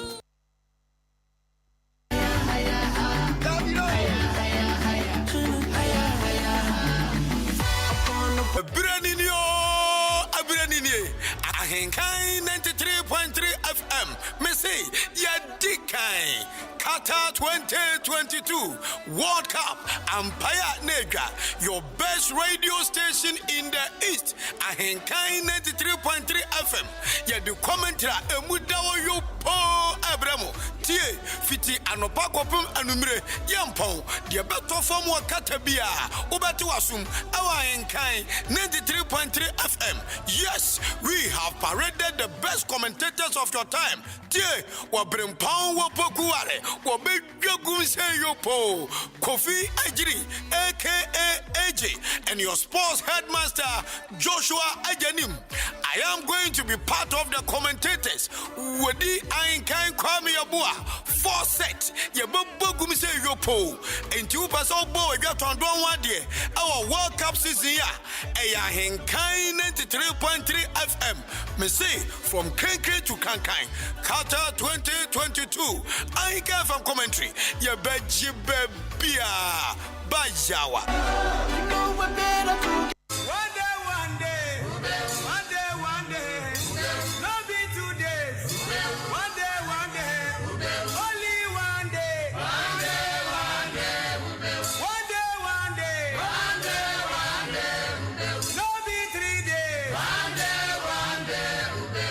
Ghana adisiye Obuoba Ofori Amanfo emamo ache edeba ahenkan 93.3 FM. Abusia beto aso ne akoye nim hye ne so fuma me se Maakye ene dwumadi agusu awo etie no wadwe nkyere no nso ye twen 0594841044 0594841044 fafa brand yenkenkan fama ye akoye nim no sanso ena ye streaming live on Facebook, YouTube, and so AHENKAN933.3 FM. Or call me personal page our Facebook de Kotoku Mayor. Or call on so I bet me do adventure and ye go on ye queen never hair na yet me I can kind in a come the amount. I've seen a lot trickling in already. Ye queen when you're back in can come at the amount. So Kwame Pablo, yeah, that's also was second D Central Prisons as prisons officer. Yeah, that's Sibibre Ewoho. Any other people almost do a dear diaba. My culture say NDC4 Aquacotuaba Eastern Region.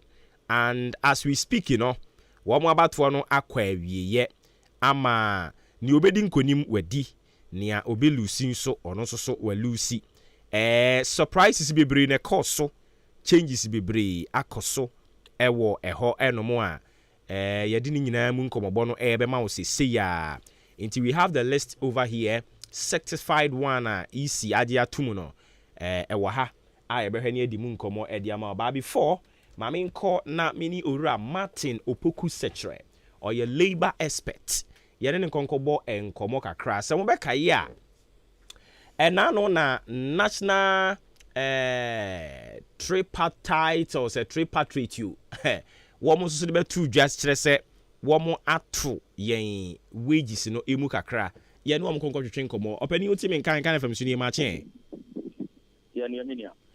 all right, I don't know what's a national tripartite. One more directives or more the employers, you know.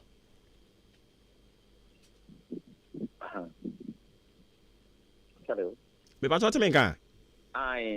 Yeah, na me bisa say na no national tripartite. One more kwakushia. Yes. Tripartite committee. Yes. Omakushia ma omo kire say a free January 1st econo. Yeah. Okay. I was say ujuma obi a wabi adwuma bi atua ne dwuma yeni wantua no kra na enye 14.88. Ye bisa say what ya wotie no uso mu say yo mini ameda wasina Maakye watie for adeshipon kra watie we pami endano pay ye ka say national tripartite committee ni tia one say Labor Act 2003 651 mra ehwe adwumaye for ho na samra no ehye se wo se ansana minimum wage abeba out no wo se sa national tripartite committee edeba na wo hwe omo dwumadie functions a wo se omo ya kire say so omo edi national daily minimum wage eba na omo nso eni tu employment labor market issues mra ne senia ho nchise bia no omo na deba na afi so omo hwe labor markets and socio economic importance abebo adwumefo ne adwumawura enti saa ekue sɛ wohwɛ a ɛyɛ adwumayɛfoɔ a wɔwɔ ɔman mu nyinaa anam sifo enum ɛwɔ committee no so ɛna employers wɔn a wɔbi adwuma ɔmo so representative the whole Ghana ɔmo nso nipa num ɛwɔ so ɛna aban ɛnso ɛwɔ nipa num ɛwɔ so ɛno na ɛfɔm tripartite committee na minister ayɛ chairperson ɛwɔ committee no so ɔmo na tena ase bobo daily minimum wage akatua dakoro ne ayɛ sɛ yɛde maakye obi yɛ adwuma a Ghana ha yɛ adwuma dɔnhwere nwɔtwe oyɛ adwuma dɔnhwere nwɔtwe a yɛde maakye wo first na yɛ 13.53 also yes and as you say 10% increment about 14.844 ɛno na yɛ national daily minimum wage na saa baasan na tena ase ɛde minimum wage ne ba almost taking into consideration prevailing economic situation interest rate ne economy no sɛnea ɛsitie na ɔmo de aba out nti bedu a ɛwɔ sɛ adwuma wura biara no wotua w'adwuma yɛfo ɛboro saa sɛ wohwɛ minimum wage na adwuma bebree adwuma yɛfo yɛ ɔmo tua boro saa nanso bi nso wɔ hɔ a na ɛwɔ fam nti yɛsɛte wei na ɛyɛ benchmark a ɛni sɛ obi tua akatua ɛkɔ fam na mmom yɛtua kɔ soro wa wowɔ union anaasɛ wowɔ association bi a wowɔ collective bargaining certificate from the chief labor officer no mono through the minister of employment no mono mrama mo ho kwan wei aba no wotumi ne adwuma wura tena ase ɛsan negotiate for increment of the percentage wo no ɛna ɛbɛyɛ wo percentage a wo de ɛto akasua so nti all the affiliated unions no mrama kwan private and government na mrama kwan sa nti ɛno na ɛyɛ minimum wage na mra no kyerɛ sɛ wɔde aba no ɛni sɛ obi atua kɔpɔm nti saa na ɛteɛ sɛ wohwɛ situation ɛwɔ ɔman mu economic situation inflation rate baabi adu a ɛnka adwumayɛfoɔ bɛka sɛ daabi 10% de ɛhyia moma yɛ bi 30% anaa 40% nanso wohwɛ a na wadwen adwumawura nso ho nti na baasan na ɛkɔtena ase no ɔno nso bɛka sɛ daabi mehwɛ economic situation na woka naa nso a me nso ɛmmoa ne inflation tɔ nneɛma ansa na babɛyɛ adwuma kwan sɛ ni sɛ fuel obi ato bi electricity nyinaa enti ɔno nso bɛka sɛ daabi ɛni sɛ ɛba saa enti na ɛkyerɛ sɛ ɔmo nyinaa kɔ bɛnkoro mu na ɔmo agye atom nti ɔmo kɔtena ase no sɛ yɛhwɛ mmerɛ mu deɛ a sei na ɛtɔ obiara adwene mu anaasɛ sei na adwumayɛfoɔ ne adwumawura mo nyinaa ahyia kaa sɛ yɛmfa mmara nti ɛba de ayɛ mmara ɔmo sensan ɛkyerɛ sɛ ayɛ mmara nti ɛbande adwumayɛfoɔ ɛbande adwumawura ɛbande aban sɛ sɛ ɔreyɛ den ɔde yɛ adwuma ɛna ɛfrɛ sɛ minimum wage okay national tripartite committee all right nti sisi yɛ nyinaa nso yɛ nim baabi a yɛgyina teacherfoɔ pre cost of living allowance ɔmo akaka ho ɛne adwumakuo bebree no obi pre ne ti na ɔmo a ɔmo yɛ adwuma wɔ ankorankora nnwuma mu na nipa baasa kuo yi anaasɛ ekuo mmiɛnsa yi aka ɔmo ho abom akɔtena ase a ɔmo akɔ settle on 14.88 ubu nkontaa no a 500 Ghana cedis kura enuru ɛyɛ mini ana medical akyerɛ wo mu no mbra ɛna hyɛ saa committee enti wɔde aba na ɛsan sɛ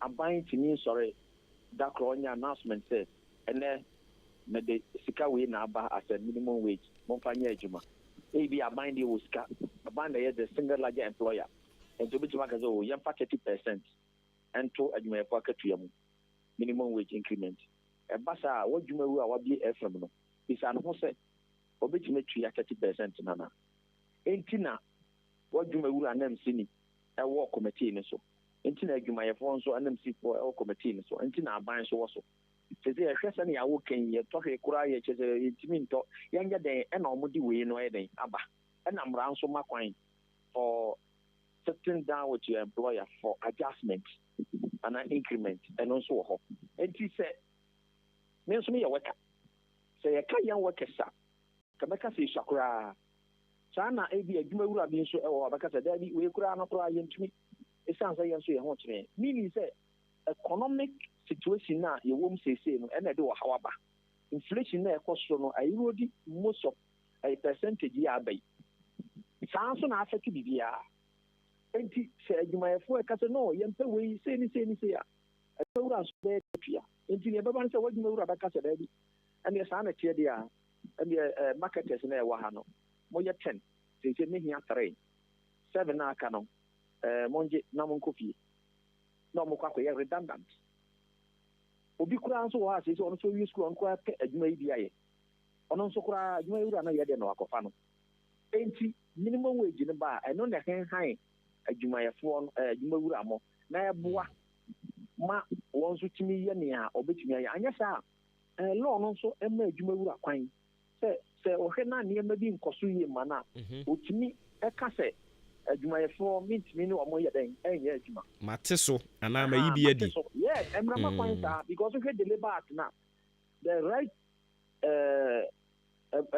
employer right anaasɛ the right for employer no ɛkyerɛ sɛ the right to employ a worker ɛna ɛyɛ ne right obi antumi ngye mfi ne nsɛm the right to transfer a worker nti na wadwuma wura bɛtumi ayi wafi baabi a wɔadi wakɔ nkran ɛyɛ ne right wonkɔ a na wogya adwuma the right to discipline woyɛ mfonso bi otumi twe waso no wontumi mfa suban wei ɛmmɛtena m'adwuma mu ha wontumi a na wagya ekɔ otumi bɔ kuri otumi ɛyɛ wo nneɛma bebree the right to promote wɔsɛ adwuma so ani nti mebɔ waba so metu wakatuam ɛyɛ ne right obi antumi nka sɛ ɔmfiri abɔnten mɛka nkyerɛ wo sɛ wɔmto wakatuam anaasɛ wɔmmɔ waba so ɛyɛ ne right and then yɛwɔ ɛhu kora wɔ mu yɛ right to terminate ɔno nso tumi ka sɛ nnaa dɛ masi bia sɛ mentumi ne ɔnyɛ adwuma ɛno asɛ mama notice kora I pay a leave of notice enti sɛ saa nneɛma yi bam na sɛ ɛkɔdu baabi a ɛɛden ɛnso mmarama wɔ kwan sɛ there's something called redundancy adwuma no a woyɛ no aba awieɛ anaa mentumi enti metua wo ka bi memma wo sika botene bi na wode akɔpie na magyaa ma adwuma no yɛ makɔrɔ so down ɛnso mmara so makwan saa mmara no kyerɛ sɛ wohwɛ section 65 of the labor act also ɛkyerɛ sɛ adwumawura contemplate 7 changes ɛwɔ adwuma mu na ne yɛkɔ so no na sɛ ɛbɛyɛ ntɛli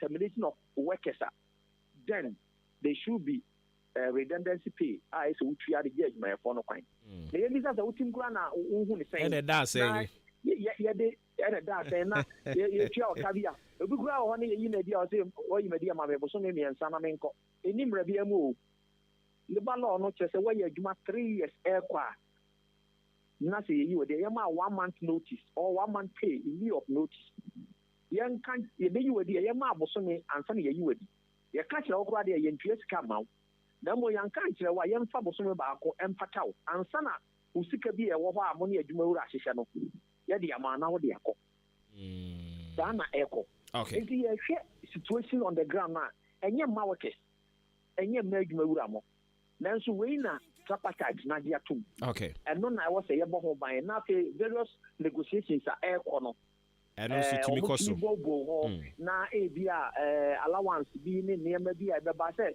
15% cola ɛno no is not part of the minimum wage but nso aban adwumayɛfoɔ no public sector workers no ɔmo enjoy but wo a wote studio no wo nka ho ɛyɛ for the government workers nti wo so no wadwumawura tena ase na mohwɛ mo adwuma a moyɛ no sika ɛbɛ mu a na mo so ma sɛ director sɛ deɛ kɔ deɛ sɛ ɔsɛ okay ɛna mede 20% atoma katua mu sai no saa na ɛyɛ no na ɛkɔ so na wo nso woanya biribi kakra anyɛ saa ne yɛhwɛ ne yɛkɔ so di a aban no ho kyerɛ no employers ho kyerɛ ɔmo workers ho kyerɛ ɔmo enti nea ayɛ sɛ yɛn nyinaa yɛyɛ ne sɛ yɛbɛbɔ yɛn ho mmɔden aban mpanimfoɔ na yɛn nyinaa yɛbi so na yɛahwɛ sɛ nneɛma bɛkɔ so yie na inflation no aba fam na economy na fa ne ntoma pɛfra na bra workers ibri sɛ nneɛma fa ne ntoma pɛfra na wo so wɔtwe w'ani ahwɛ workers na nea ɛkɔ so a wo ho kyerɛ no ma workers hu anya du sei na oba adwuma na wakata wani wonkasa nipa ho na wodidi nipa ate me na di adwuma da bi yɛmfa sa mahu saa mmerɛ yɛ o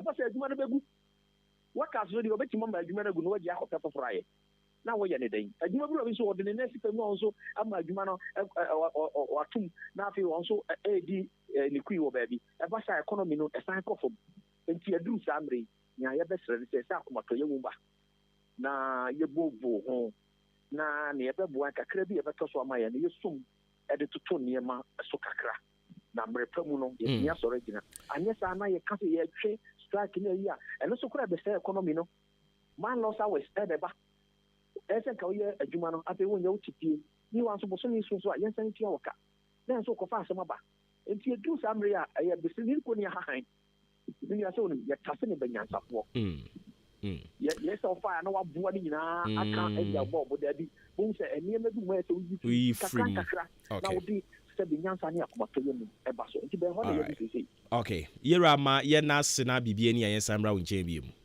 me na so ni inshallah Yamishra won so nti ani ora Martin Opoku Sechere or your labor expert and any contribution and common. So that is it. Me no ka say any I just said the National Tripartite Committee womo at the 14.88 pesos.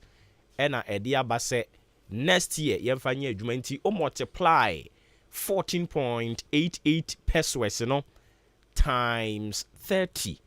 And I'm 440 something Ghana cedis, 500 cedis kra enuru.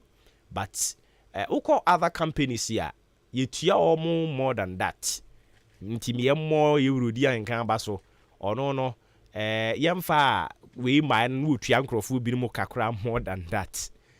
Companies bibiri so that's what Ghana ha me kai me wie school foforo me ko kira ade tia me 80 Ghana cedis. Na me saw 80 Ghana series no a na eye me ankasa media ma ye adwuma me say boso me market ye na ewurade nyame na me say meduru heaven but na 80 Ghana series kura wan fa nye hwe sa na tie na watwe awie ye no NDC fo koto wo mo aba ewo epoye mantemu ha na wo mo ato aba na wie no hu sunsanso aba abonten a wo se ye hwe na yegya yetimi di mu nkomode ma o intibesha ase de free the Zango caucus.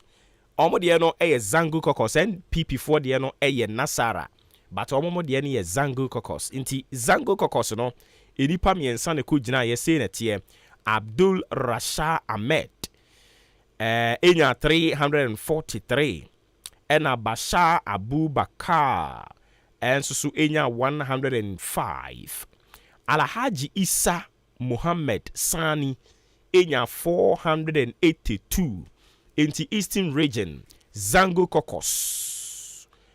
Openi oya coordinator, Alhaji Isa Muhammad Sani. Deputy Communication Officer, enipa mienu ne ko gina ye. Akoli Michael Ofori and Bakna Tebi Prince Henry. Enipa mienu ene ko gina ye. Deputy Communication Officer no enipa mienu ene koko gina ye wie ya no na chese Michael Akoli enya 643 ena eye Bakna Tabi Prince Henry enya 252 inti Akoli Michael ena edin konim ewo ho yenko na yeni ira Samson Asaki Awingobet enkotwetwe enkomo Yera out yenka anopai AHENKAN933FM so ni Maakye. Etiefo nso ejo so pa. Okay. Sesia ya ka say IEA call say yenyi 19% COVID-19 health recovery levy bia ewo ho. Moti ni say no muso mu say. Well,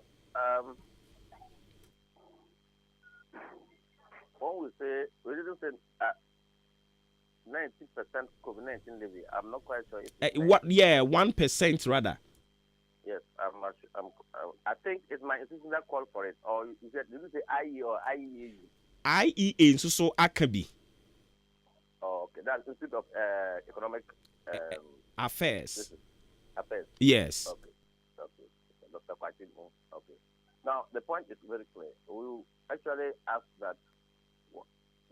Why would the government continue to be taking COVID-19 disease without recourse to tell us what would be the fallout of that window? You cannot continue having it as an ordinary policy who can come to stay and would not go. I think that's legitimate of the business community. But also it's adding cost to the Ghanaian consumer. As at this time, consumer powers is very low, and consumers are struggling to live just deliberate. For us, from the and we know that the people that is affected hugely. Yeah, Razaki. Yes. Febacho, yeah, had AHENKAN933FM. Tiana, what we treat Mumu Adoswa Maye.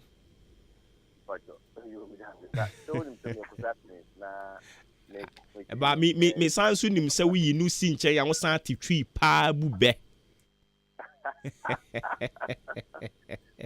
The channel say we share COVID-19 living now. The how about Ghanaian so we share to see Ghana for our purchasing power. Abonika be purchasing power. Say okopa oba. Esikakwa na de tua okano. Obedu fe na sikanasa. Esikana ahodin. And besides that one no. It makes things costly. The judge for Amoko Yinema will have on Mutua COVID-19 level. Sababa, or Saji, wow, Baba, or Saji COVID-19, Edema at my. Before you are eating into genuine profit. And so Janibia have no choice than to strategize and increase the prices. Or better money.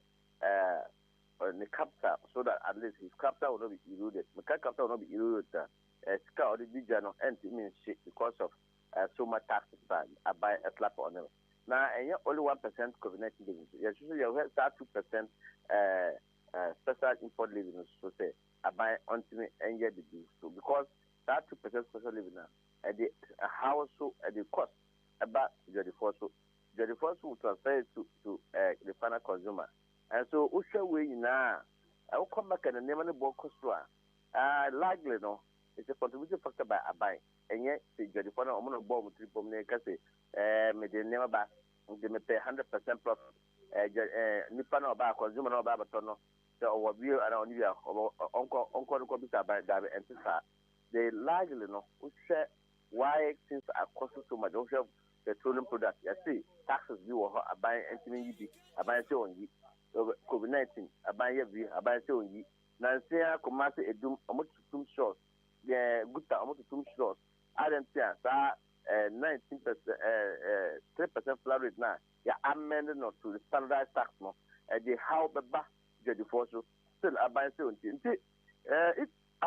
calling for the time. And the kind of not importance as we have already asked at the time. A banner and rule or introduces COVID-19 living. You say. How long was that levy was going to run into our bush? Is it going to be as a norm, or it has a period that it has to go up? I strongly believe that you cannot get increased taxes without having a period to win it off. And so we are expecting to know when would that COVID-19 levy goes up.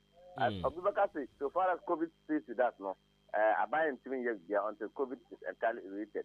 But I should also know that Ghana for almost 2 years at this point in time. Mr. Anura, name is no, Anura, name is Takoreba. Do win about the simply one and say, Mamikoto, your friend is saying, Mamikoto,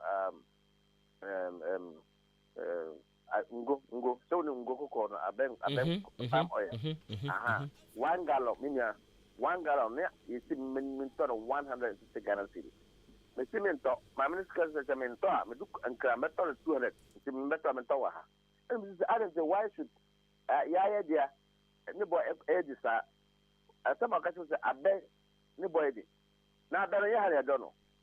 I bet you don't I wouldn't say companies are almost locally manufacturer of cooking oil, vegetable oil, our Ghana, almost I buy HC, I buy banning importation of vegetable oil. No, to say what for say Azenas and your friends Wilma industry. No.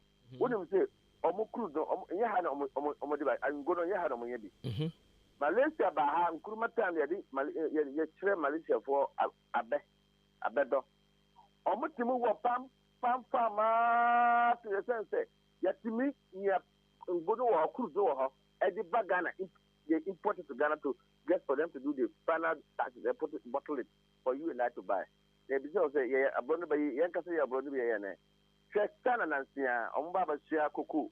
Don't we say on drive or harvest of cocoa or the salad or the drive of cocoa? Don't we?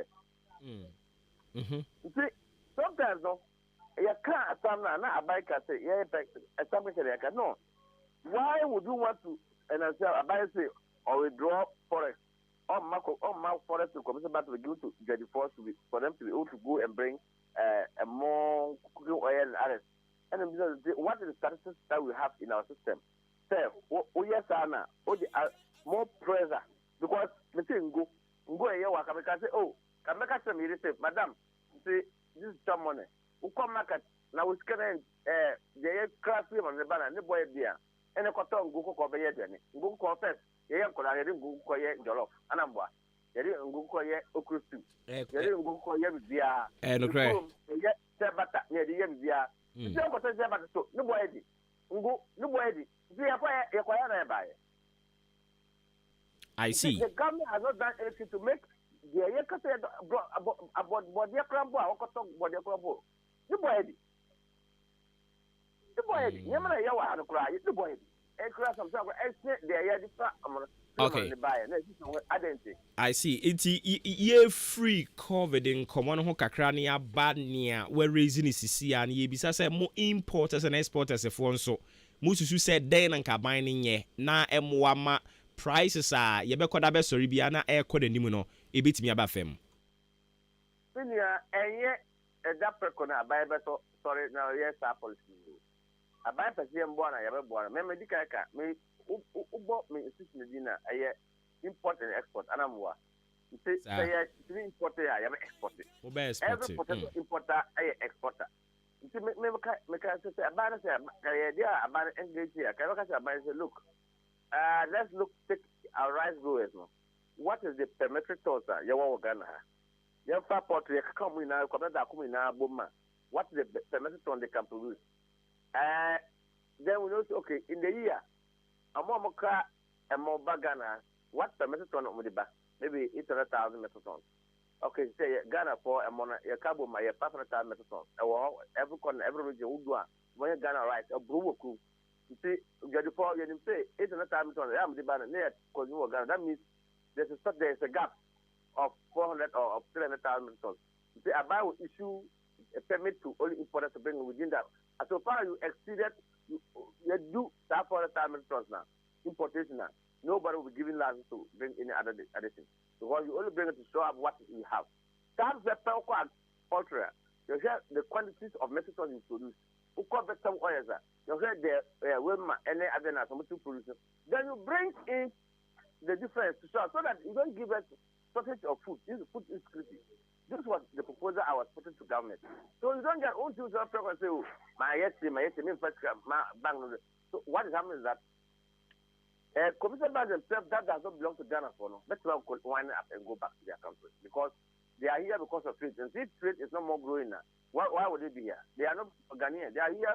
They are not here because we are charitable or we are loving people.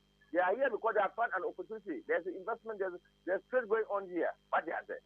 So for others, that is not in existence. Then find you, they are going to wind up and then go back to where they came from. Now the other aspect is say. We are creating food insecurity for Ghanaians because they are two companies number Ghana for so and you can give them up to 3 months crop. They can't even produce to meet our demand. That is the fact of the matter. So I was thinking, say, yeah, right, sir. Yes, okay, cause special effort. Every budget will have a special allocation. It must go to the party producers. It must go to because we have all the party producers. Omaka say, food is their problem.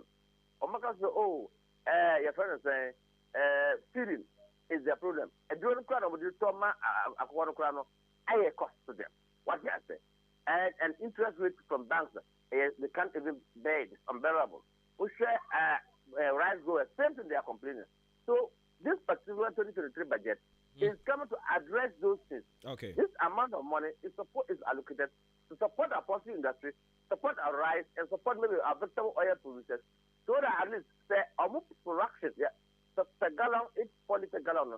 So it costs 300 in the market and 400 in the market there. Because government supply are 200. And now we are 150. 300 was 100 Ghana cedis. So I know okay. But if we haven't done that, look, to go and buy a live bed to kill, it will cost you not less than 100 Ghana cedis. Not less than 100 Ghana to buy. So capital ni, mason ni, how will they survive? Okay. All right. So until see about the okay in an idea, and I just say, said you go so bring you because I break a crash. The decision that the government took, is government have not shown any subvention, government have not shown any statistics or what is availability. I just told you say I don't cry. And go corner. Ne boy ding. So far, I'm going to say even the free. I'm never embarbium. A bed trigger. A bed cost 300 gallon. I'm telling you, and that is how hard it's going to cost us. Okay. And so for me, I thought that we can do it, but we cannot do it within the shortest possible time. It has to be medium to long term. Okay. Process, and we have to make effortless to make sure that by month and not year by year, this is permitted to us to intend to add it on. And so when we get to a certain stage, and you'll be able to catch we say, we'll compare more, and I'm going to compare we buy because we background. Ghana for the and of course, quality wise, we have to. We don't just need to produce. We have to also produce standard. What they say. But I don't know. They say, what the stop loss no. Very well, very well, very well. Okay, enti my emphasis na bibia ni ensama wonche bi mira.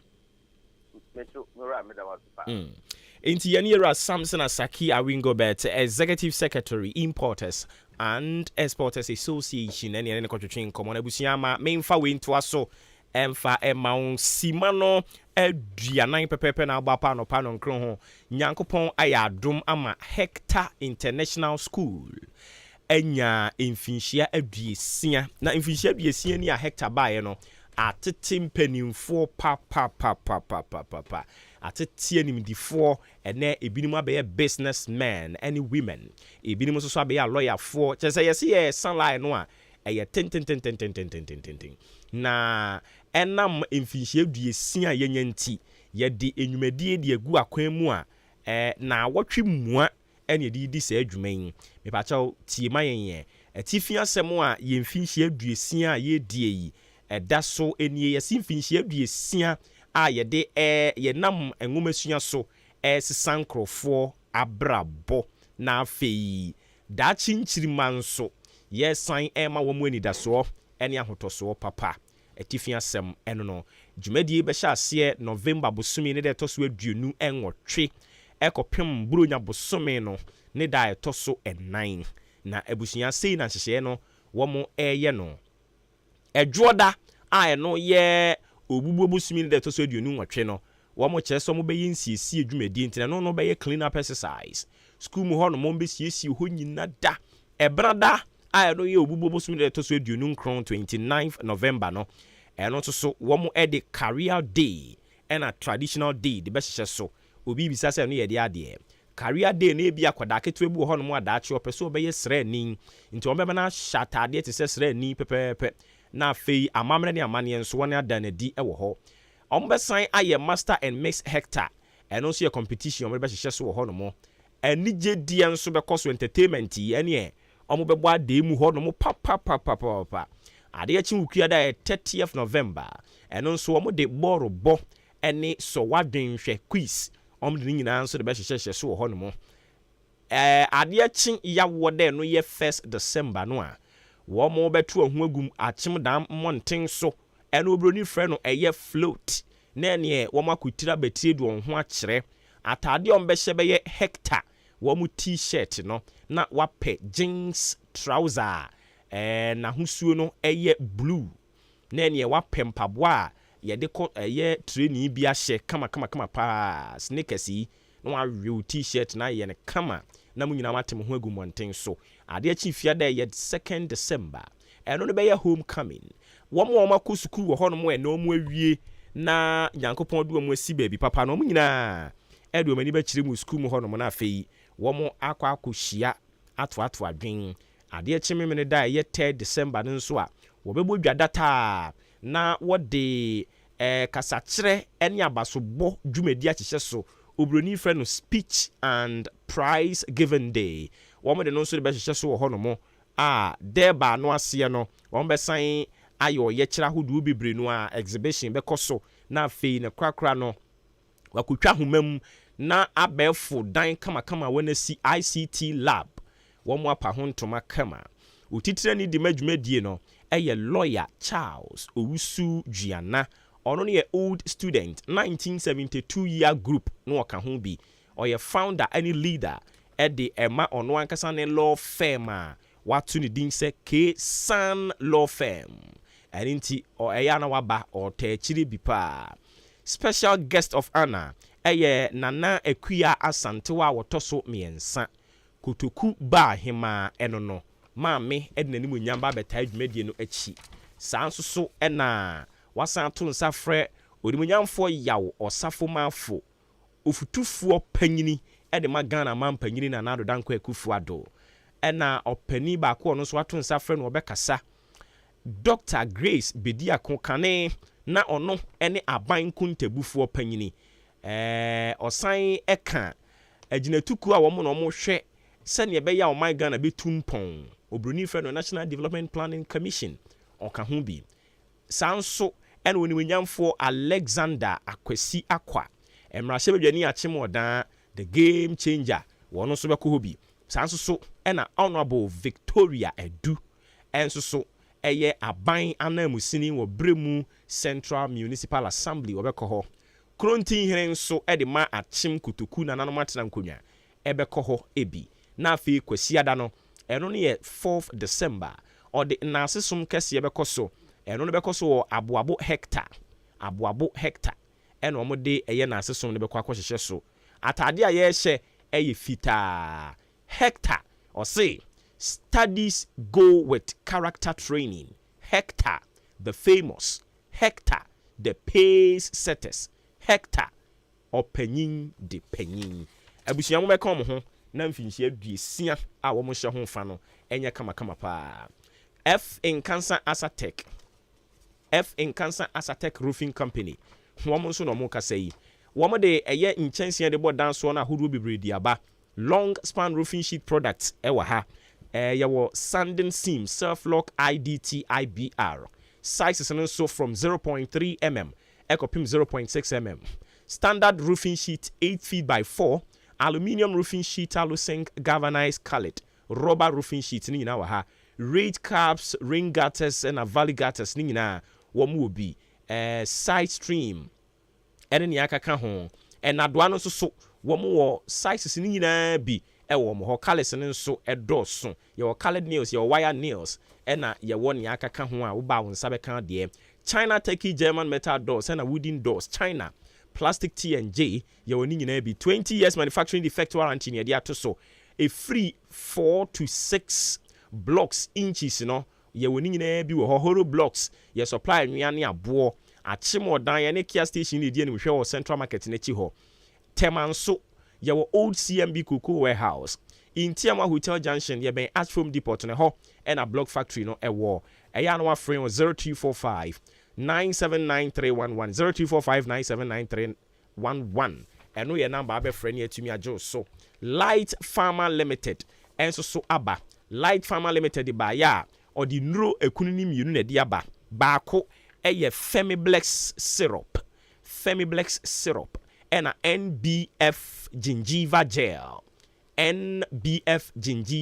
gel maame mfa no one after the other nti mefa Femiblex no ɛno no deɛ enya ba abɔnten pɛ ne mmaa no ehwiri sɔɔyɛ adan yɛwɔ mmaa ni bi wɔ hɔ no mo a ebi ana kane no tae eyusu contraceptive adura mo de bɔ mo ho ban sɛ nea wonwo bebree no na wotaa yusu bi sesi akwakofa wɔ ha wo de abrɛw ɛni nti ama wontumi mu wo nsa ɔbaa onsabuo no ayɛ bibia wɔ hɔ o brɛ paa aya akora ma sesi awo ho ya ayɛ den de ama wo a me kanfo Femiblex syrup no de ama wo abusua ɛbɛma wo hormonal imbalances ni nyinaa hyehyɛ yie ama ɔbaa watumi afa yafunu awoba ama nigi aba waya aware na se ebia na waya ase ɛyɛ wo ya paa abnormal pains no yɛbɛyi ni nyinaa de afiri hɔ no mo kama ma wo so ho atimi atɔ menstrual pains nso so na we go through a ɛbɛyi afiri hɔ no mo de ama wo afei yɛde no esi nkyɛn ama memra medi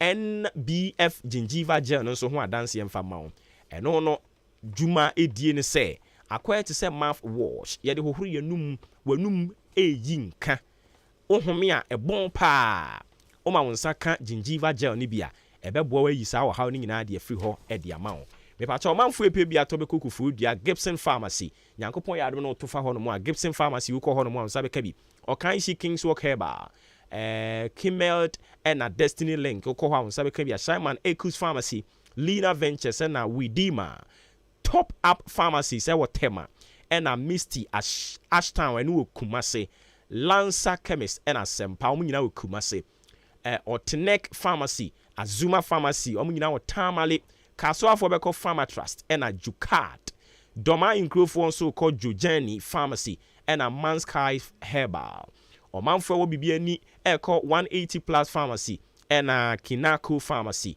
frɛ wɔ 0542 979328 0542 929628 ɛna 0244 661941 ma wo nsanka light farmer wo mu nduro ni bi na wo huntumi ntɔ BM Audio Solutions outdoor speakers bass and mid combo and I wanna say keyboard combo I wanna say digital analog and a console ni nyina na wo bi na say ya me pa chow bra na yentimi hwensiesie ne come from power amplifiers wo bi na say ya asene ya ni agent filling station de di animu hwe e wo ho no mo friend 0243 977299 0243 977299 and at 0245 278159 0245 278159 na yentumi nyo so Frimpon Enterprises say Christmas you obeboa yen ama ye di na aye dedede pa Frimpon Enterprises say a free mackerel ekokopim eye pen a wo de betwro ono ho no wo so ba che say achimdanfo efre no ye mo ankasa achimdan mo nti wokɔ hɔ no mo ayɛ achimdan mo abia wo pɛ bia no wo nsa bɛka bi Christmas yi hamper no hɔ a ne yɛbɛyɛ ne nyinaa yɛ hamper yɛde kɔkyɛ ne nyinaa hɔ ɛne yɛbɛyɛ no yɛwɔ achimdan ground floor Madarina Hotel no hɔ a Madarina Hotel no aseɛ hɔ ɛna wobɛhunu yɛn adwumawura ne yɛtae ɛbɔ yɛn nsamrane frɛ wɔ 0244 897525 0244 897525 ɛna 0206 473953 ofra ayade se Frimpon bejo so Action Progressive Institute unza me kan yewaje so unimu omo sanse omo bo adwuma pa Action Progressive Institute ene de omo ba ya ne omo se me kan chew ne se wo mo ede adesuafo ekɔ China akwakwa akomo omo ntete wo ho skill ena internship training ena omo de ma Ghana for a wɔn ɛkɔ China ɛne nti utie me na opɛsɛ wokɔ China ɛkɔkɔ gye adesua kakra wɔ hɔ no mu a Action Progressive Institute ɛso wɔn bɛso ase wɔn ma free student visa wɔn bɛma wɔn free ticket a wɔde bɛkɔ na wasan de aba accommodation ɛne feeding ɛka ho monthly salary nso so wɔn se ɛyɛ ɔsɛ nyɛ less than 1,500 Ghana cedis wɔn de bɛma wɔn qualification a wɔde bɛkɔ NVTI holders ebekobi NAPTEC holders and so betumi akọ City and Girls holders betumi akọ WASI holders degree holders ena certificate bia eboa ma obi etimi sua nimde no ekurawo a obetumi akọ na ose omodi ebosome miensa intensive Chinese language ebema wontete wa ase ne okọ ho no mo a wani entutungu nsem no masan de wakọ China ho ama akwa 2 months intensive Chinese language a eno so beko so ewo China Institute ewo ho eno mo bosome miensa internship on the job training ka ho bi ewo China ho no mo a uwia de obeko ama akwa nya adwuma ye ewo China ho no mo a world class Chinese companies ena won so bitumi nya adwuma ewo mu first badge no so o kire so mo beko January 2023 next year ena mo the first badge no beko nti wani je ho na wawie school wawie senior high bi school bi a wawie na opese ukosua de a na se opese okoye adwuma ewo China akonya no aba first badge no ebeko January frene register sisi a 0208 985488 0208 985488 and 0544 0999 and 58 inti 9 ye miensa 0544 099958 frene register na so when you say Action Progressive Institute yɛsan ɛma pre-senior high school classes nso so a free computer classes ka ho yɛyɛ de ma BC fo no nyinaa yɛwɔ boarding facilities wɔ hɔ nti wobɛtumi ada hɔ wasi 2023 ɛna SHS remedials nso yɛdi ho dwuma paa a free SHS 1 copy 3 primary ne KG nursery ne ɛka ho nyinaa nso yɛgye adesuafoɔ ɛwɔ hɔ ɛnom frɛyɛn numbers no 0544 099958 and 0208 985488 number abɛfrɛ ne agye so Jubilee Hospital nso nie Jubilee Hospital sɛ menka nkyerɛ wo sɛ outpatient inpatient laboratory pharmacy antenatal care postnatal care theatre maternity any baby a man kotwa scan ɛna wopɛ wani na yɛ oya anaa woyɛ diabetic yɛbɛma wo nkyerɛkyerɛ paa ma wadurama ho atɔ Jubilee Hospital no mepakyerɛ aboabo amantra bridge no so na wobɛhu ne yɛn yɛgye health insurance ankrankra deɛ ɛne yɛgye aban ɛdeɛ 0244 575799 0244 575799 and 0241784645 0241784645 number ofrɛ ni ayebejo so Samche Enterprise nso nie Samche Enterprise sɛ mayem wa ne siwu dan no cement no ne de no f pa ma onsanka wo de bɛboa wo enti sɛ yɛ iron rods na wo pɛ iron rods ne yɛwon keto akɛse ne adantemo sɛ yɛ nadoa na wo pɛ nkyɛnse yɛ de bɔ dan so akasa ɛna wo pa bra Samche hɔ no mo frɛ 0243 583190 0243 583190 yɛwɔ achim odan amantra Wache Junction new story building bi abesi a ben Dukes filling station ho na wo behu ne yen ne krakra no Anointing Lady Enterprise enso so be my Christmas ya ye de Christmas yi also be na ye de papa cylinder burner ceiling fan rice cooker kettle blender odni nyina bi dia ba mema no nso mo t-shirt ne shirt ahodo ni nyina trousers kaki na eye material de no odni nyina dia ba wristwatch ya beto nsa na shoes a obehye odni nyina bi nso dia ba jeans trousers na knickers Lacoste brand bia and around neck and nso nsa be kan ode ye was standing fan center table TV stand and ye wore a center spread carpet eya no afrain was 0247 058102 0247058102 eno ye number be frame ye wo NIB bank nanim ho no mo a ewo mobile achimo dan ha yi asem ena me kan enti abusuya companies yada roma omu kra yemu ena yetena asibia na yede oman mu nsem ede ema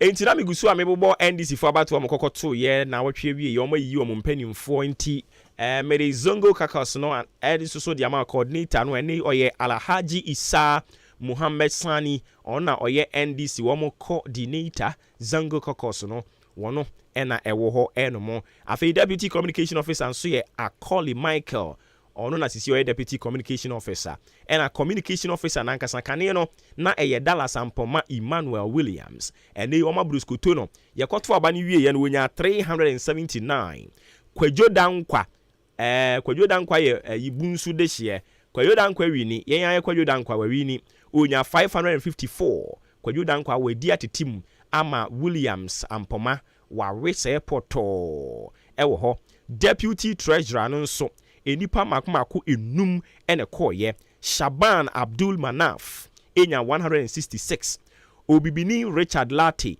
enya 329 Tete Zakaria enya 69 Edward Ansa enya 86 Vincent Sakodie enya 285 enti yewie no na Obibini Richard Lati ena wababe deputy treasurer diama NDC ye Eastern region nyina treasurer nankasa enipa miensa Alhaji Samson Kwakwa yewie ye no onya 557 Abudu Isaka Swaki enya 345 Alhaji Jane Samuel Kweku enya 33 na chese 33 Jane Samuel Kweku nya 33 yewie no na chese Alhaji Samson Kwakwa ena enya sesi a ono na ye treasurer dema NDC Eastern Region. Deputy organizer enipa miensa David Dukoji enya 680 ena Adwa Isaac enya 100 Agbeko Jonas enya 150 enya chese deputy organizer no David Dukoji ena ewini wo ho. Organizer position no enipa mienu na koye Hackman Kabori ene Joshua Atamensa yewie no na Hackman Kabori enya 629 Joshua Atamensa enya 305 enti Hackman Kabori enso so organizer ewo ho. Deputy secretary enipa miensa Isaac Livingston Asamoah unya 134 Ali CD Bellu Miami Bellu ye Bellu debia se Bellu NSC Bellu unya 381 Wilfred Kwekubuating inya 416 inti ehono onipa unya ye Wilfred Kwekubuating ono na zisi ababe deputy secretary ediama NDC Eastern Region. Secretary position no Kujo Edupo enya 333 ena George Mensa Akpalu enya 101 Nenebi Tete Akome ensunya 7 Baba Jamal Kone enya 457 inti secretary no eye Baba Jamal Kone mpacho enye akwatia kane MPO debi we Baba Jamal Kone ono ene ye kana semi vice chairman nso enipa enum ene ko gina ye Ransford Owusu Boache onya 314 Alhaji Ahmed Ibrahim onya 102 David Tete enya 312 ena Richard Nogboji enya 41 Edu Stenla Obeng enya 163 NDC for yi nipa mienu pe as first and second inti say na tie ranks for the Usu Boache ene David Tete ena womo enya first and second vice chair Eastern Region de maye afi kese no ankasa enie enipa enum ene ko gina ye Kevo Mark Oliver onya 353 Bismarck Stephen Tewia ensu enya 202 Basil Kwadwo ahiable Basil Kwadwo ahiable onya 143 na kire se maami ota afre yi ne candidate ni wedi egu poto John Owusu Amankra enya 59 William Kwame Atamoji enya 166 yewie ya no na Mark Oliver Kevo ena Eastern Region na NDC wawini enti na kire se sa ena etie enti Eastern Region chairman NDC eye Mark Oliver Kevo Vice Chair Ransford Owusu Boache David Tete ena Secretary Baba Jamal Deputy Secretary enso ye Wilfred Kwekubuating Organizer Hackman Kabori Deputy Organizer David Dukoji Treasurer Alhaji Samson Kwakwa ena Deputy Treasurer Ubibini Richard Latte Communication Kwadwo Dankwa ena Deputy Communication Akoli Michael Zango Kokos eye Alhaji Isa Muhammad Sani enti we mo ni mpanimfo a NDC fo akwakwa yi wo mo na wotwi awie ye enti Jowa akadi egu eno omo akaka hu nyina di egu Basil Kwadwo ahiable maami ota afirifi ye mrefiri no mrense Abiba ne candidate no wa reporto yebaya na sorry so wala nyu akwati ya meda se densa meda se stainless meda se Kwadwo woos onu su bisa se Kotoku Royals ni tebe yie ni Kotoku Royals ebe yie ni obisa efia bim yeda se Gladys Ampabin yeda se